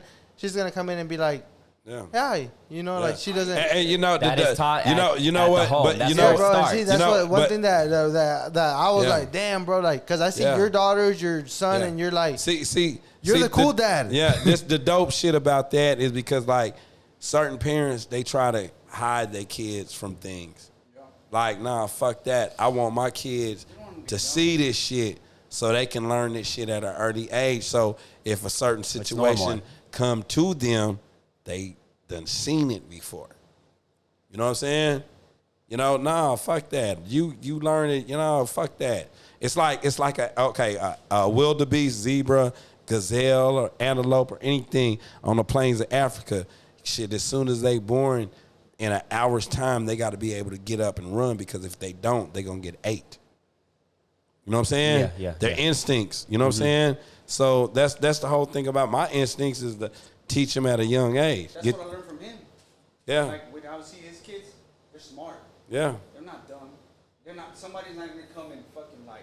Yeah. I gave them the game at a young age. And I don't want my kids to fall into that same trap. My daughter, like, she's been around us, him, all my friends, you know. Yeah. And I haven't sugarcoated. I sugarcoat things to an extent, but she knows what it is. Yeah. She's not stupid. Certain things you just can't give it to them that raw. Yeah. But like I said, at the end of the day, they know. It was the dopest shit. Like I remember my daughter, my oldest daughter, Deprecia, she 25, she was 18. She, you know what I'm saying, 19, went to OU Texas weekend, went down there and everything, called me and everything. And I was like, okay, that's cool. She went to the strip club with her homegirls, you know what I'm saying, young, but she grown, she in college. So I never forget when she came to me and she was like, Daddy, you know what I'm saying, I went to the strip club.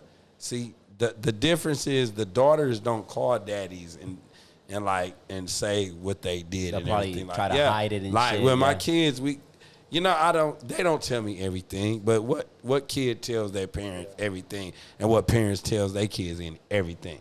That's just how it is. That means that you're her best friend, bro. Yeah. No, I'm not her best friend, but I'm her friend. I think you I'm are. her, no, listen. Listen. You just want to contradict me. Hey, now, you got a son. haircut. You got a haircut, man. You looking fine over there. He just like he feeling himself right now. Eyebrows. Hey, I got a haircut. Eyebrows arched and shit. I got a you know what I'm haircut. I saying? got a little watch and a Yeah, camera, and yeah, I don't know how to act. Yeah, Oh, I boy. see it. But Don't give me the staff little pass. No, but check this out, right? I just never forget. She told me, she was like, I was like, oh, she was like, baby, she was like, Daddy, I was in the strip club and everything. Ecstasy Ranch, right? She was like, but Daddy, I see why people go to the strip clubs and everything, but it's just not me. And just by her saying that, it made me feel good, because I know that strip club life and everything. You've like been around that. it. Yeah, done been. But I don't. So what's the trick, bro? What's the trick to just make it seem like? Oh, What's man. the trick, man? Come on. Man, if I had some 21s on me right Can now, I bring I'd you do a it. bunch of ones and you do it? But yeah, go get some. You got some? You got some? Where your dirty You little got ass been? 21s? I told you, Tommy. You got to play the music too. You got to have the music or something. I was like, they were like, where'd you get that from? I was like, sis taught me. So you gotta throw the motherfuckers up, make it look like it's a lot of money. It's like It's a little trick to it, huh? You got a couple of ways too. Like you can throw it like this and twist it, or you can just throw it like this, but it's like, Oh shit! oh shit. Big ass Rocky about to. We got you got some ones for real. But you gotta have to turn the cameras up.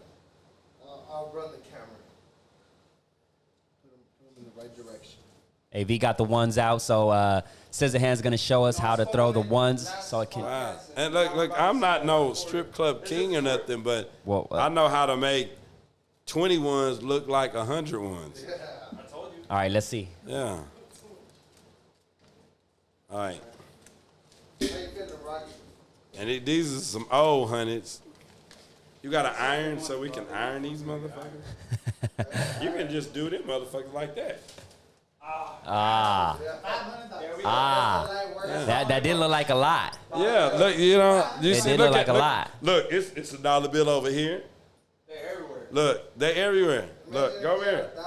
Wait, just go. Look, Imagine having look a at rack. Look. Don't that look like a lot? Look, yeah, over here. It look right there. Yeah, right here. Yeah, it's all over the place. It's how you do it. Over here, get them over here. Come on. Yeah, I told you, it's an art. Yeah, that did look like a lot. Like, So, look, how many ones is it? That got there was 20. So So look. Oh, dollar over here. yeah. Right there. See right there. Right there. All over And the place. Right there.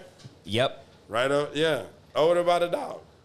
Hey, so if you were rich at like 22, where do you think you'd be If I was rich, at 22? if I was back at 22, No, if you were 22 years old And then you're rich. and then you just got like $2 million. You have a sex addiction? that ain't rich. Yeah, it is. How much? Dollars? How much? $2 million at 22 years old. Ain't rich. It ain't rich. Not at 22. It ain't. That's how young boy got rich. Yeah, but Yeah, but he multiplied that shit. Man, shut the fuck up, bro. If you got $2 million no, at no, you 22, ain't rich, brother. Let's be real. Stop. It's gotta be. If you think 2 million is you're rich, you wrong, bro. But You no, broke. that's y'all being grown and talking about it. No, listen. To 2 million. Let's talk about business Let me numbers say right this. there. Let me say this. I was struggling by the low henny bottom. Let me say this. 2 million is rich to certain people. You know what I'm saying? 2 million is certain rich, but at the age of 22, now it's all about the question that you give it to me. 22, knowing what the fuck I know now. Oh yeah, I'm gonna turn that 2 million into some money. 2 million when I was 22 back in the day. I don't think I would have that shit right now. You see what I'm saying? No.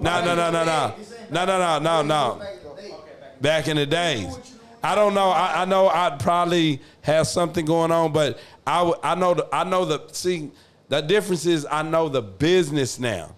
See, I think I could have just jumped on any type of shit person come up to me like, hey man, I got this going on and everything, and this and that, you know what I'm saying? Woo. Okay, bam, another loss, you know what I'm saying? But what I know now you can Google. So if you could go back 10 years, what would you tell old Corey? If I could go back in 10 years, 10 years, and be like right now, it'd be like what would be the advice you'd give? put your money up. Instead of blowing that money. So hold it, I put it up. invest it. Yeah. Yeah. Put it up. Equity. Yeah, put it up. I blew a lot of money because like the Barbie game, you know, like you could be like, shit, I blow this, yeah. But you don't regret it, so that's what I love about you, bro. Is that you're always like you're not afraid to say, yeah, I fucked up a lot of money, but I did it for the moment. It made me who I am today. All my like they say if you go back in time and change shit, you know what I'm saying? Like I can't because like.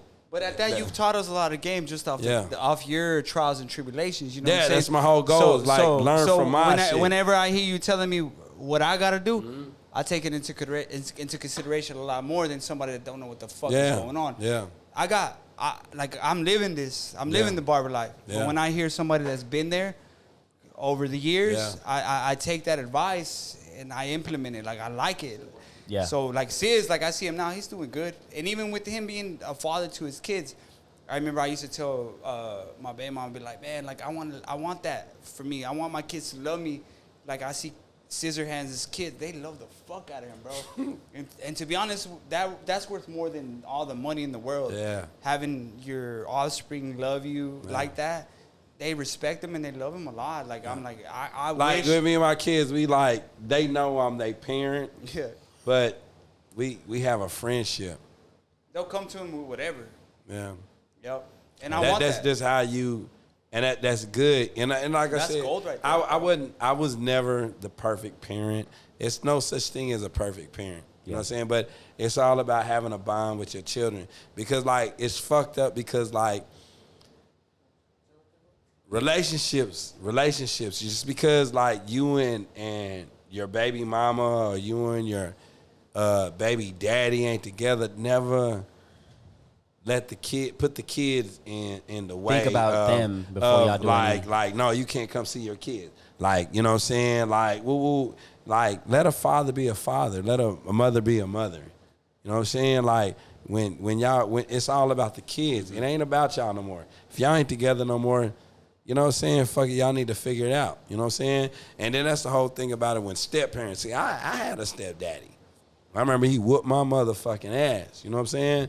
And that's the whole thing about it with now. Like, you know, some kids is fucking bad. They need a stepdaddy or stepmama to whoop their motherfucking ass because they bad. Or you know they what I'm saying? just need a whoop ass in They general. need a whooping regardless. Yeah. But some parents, when they come into another relationship, the parent that they come into the relationship is too goddamn soft on their kids. But you know, it's a package deal, so that's just how it go. I don't trip on that shit. Yeah. Don't like if my kids is out of line, let me know. You know what I'm saying? Yeah. But it's all about a good relationship where you build that bond where your kids, you know, ain't out of line and you teach them respect, love, but to every parent out there, don't be crying over your kid because that you did everything that you needed to do to have a great child, but they turned out the way they are, and that's fucked up. Yeah. You know what I'm saying? So don't stop crying. You know what I'm saying? Stop crying. They fucked up. That's their story. Right. You know what I'm saying? Yeah. Shit. Some good shit, man. We've been here for another hour, man. So, shit. I say we wrap this motherfucker up. You got anything to say, brother? Man, shit. Live, love, enjoy life. You know what I'm saying? Like, you know, do the best you can to prosper. You know what I'm saying? Do the best you can to help your family out. Win. You know what I'm saying? And always remember this: family don't always stay family. Yeah. And you don't have to have the same blood running through your blood to be family. You know what I'm saying? Exactly. You know what I'm saying? I always realize what's wrong, what's right is right. And never be afraid to, like, say, my bad, I fucked up. Yeah. You know what I'm saying? That's what it is. Yeah. You know? Yeah. So, appreciate that, man. We appreciate you coming through, brother. Living legends here, you know what I'm saying? Big shout out to Roy for pulling up. love Beto you. from Fine Touch Painting, you know what I'm saying? AV, we still love you, brother. Yeah. You know, I want to shout out to the homie before we wrap this up, Eric, a.k.a. Platano, my homie. You know, he's been listening to every single episode, man. First comment, you know what I'm saying? So it was Much dope. love, It was brother. dope. It was dope. It was Hey, dope. it's one for the No, books. one time I got to shout out, clap for y'all one time. All right, let me Clap for y'all. Yeah, no, this shit is dope. It's really dope, and I appreciate what y'all doing. So I wish y'all nothing but good health, good wealth, prosper, you know what I'm saying? And just, you know, every episode gets better. You know what I'm saying? Yes. Like, it ain't just like if you go to the first episode and you're like, that's the best. No, the fucking last one you did is the best. Because they all out doing each other. Yeah, for sure, man. Yeah. We appreciate it, brother. So we're going to go ahead, ladies and gentlemen, and wrap this up. One great podcast in the books.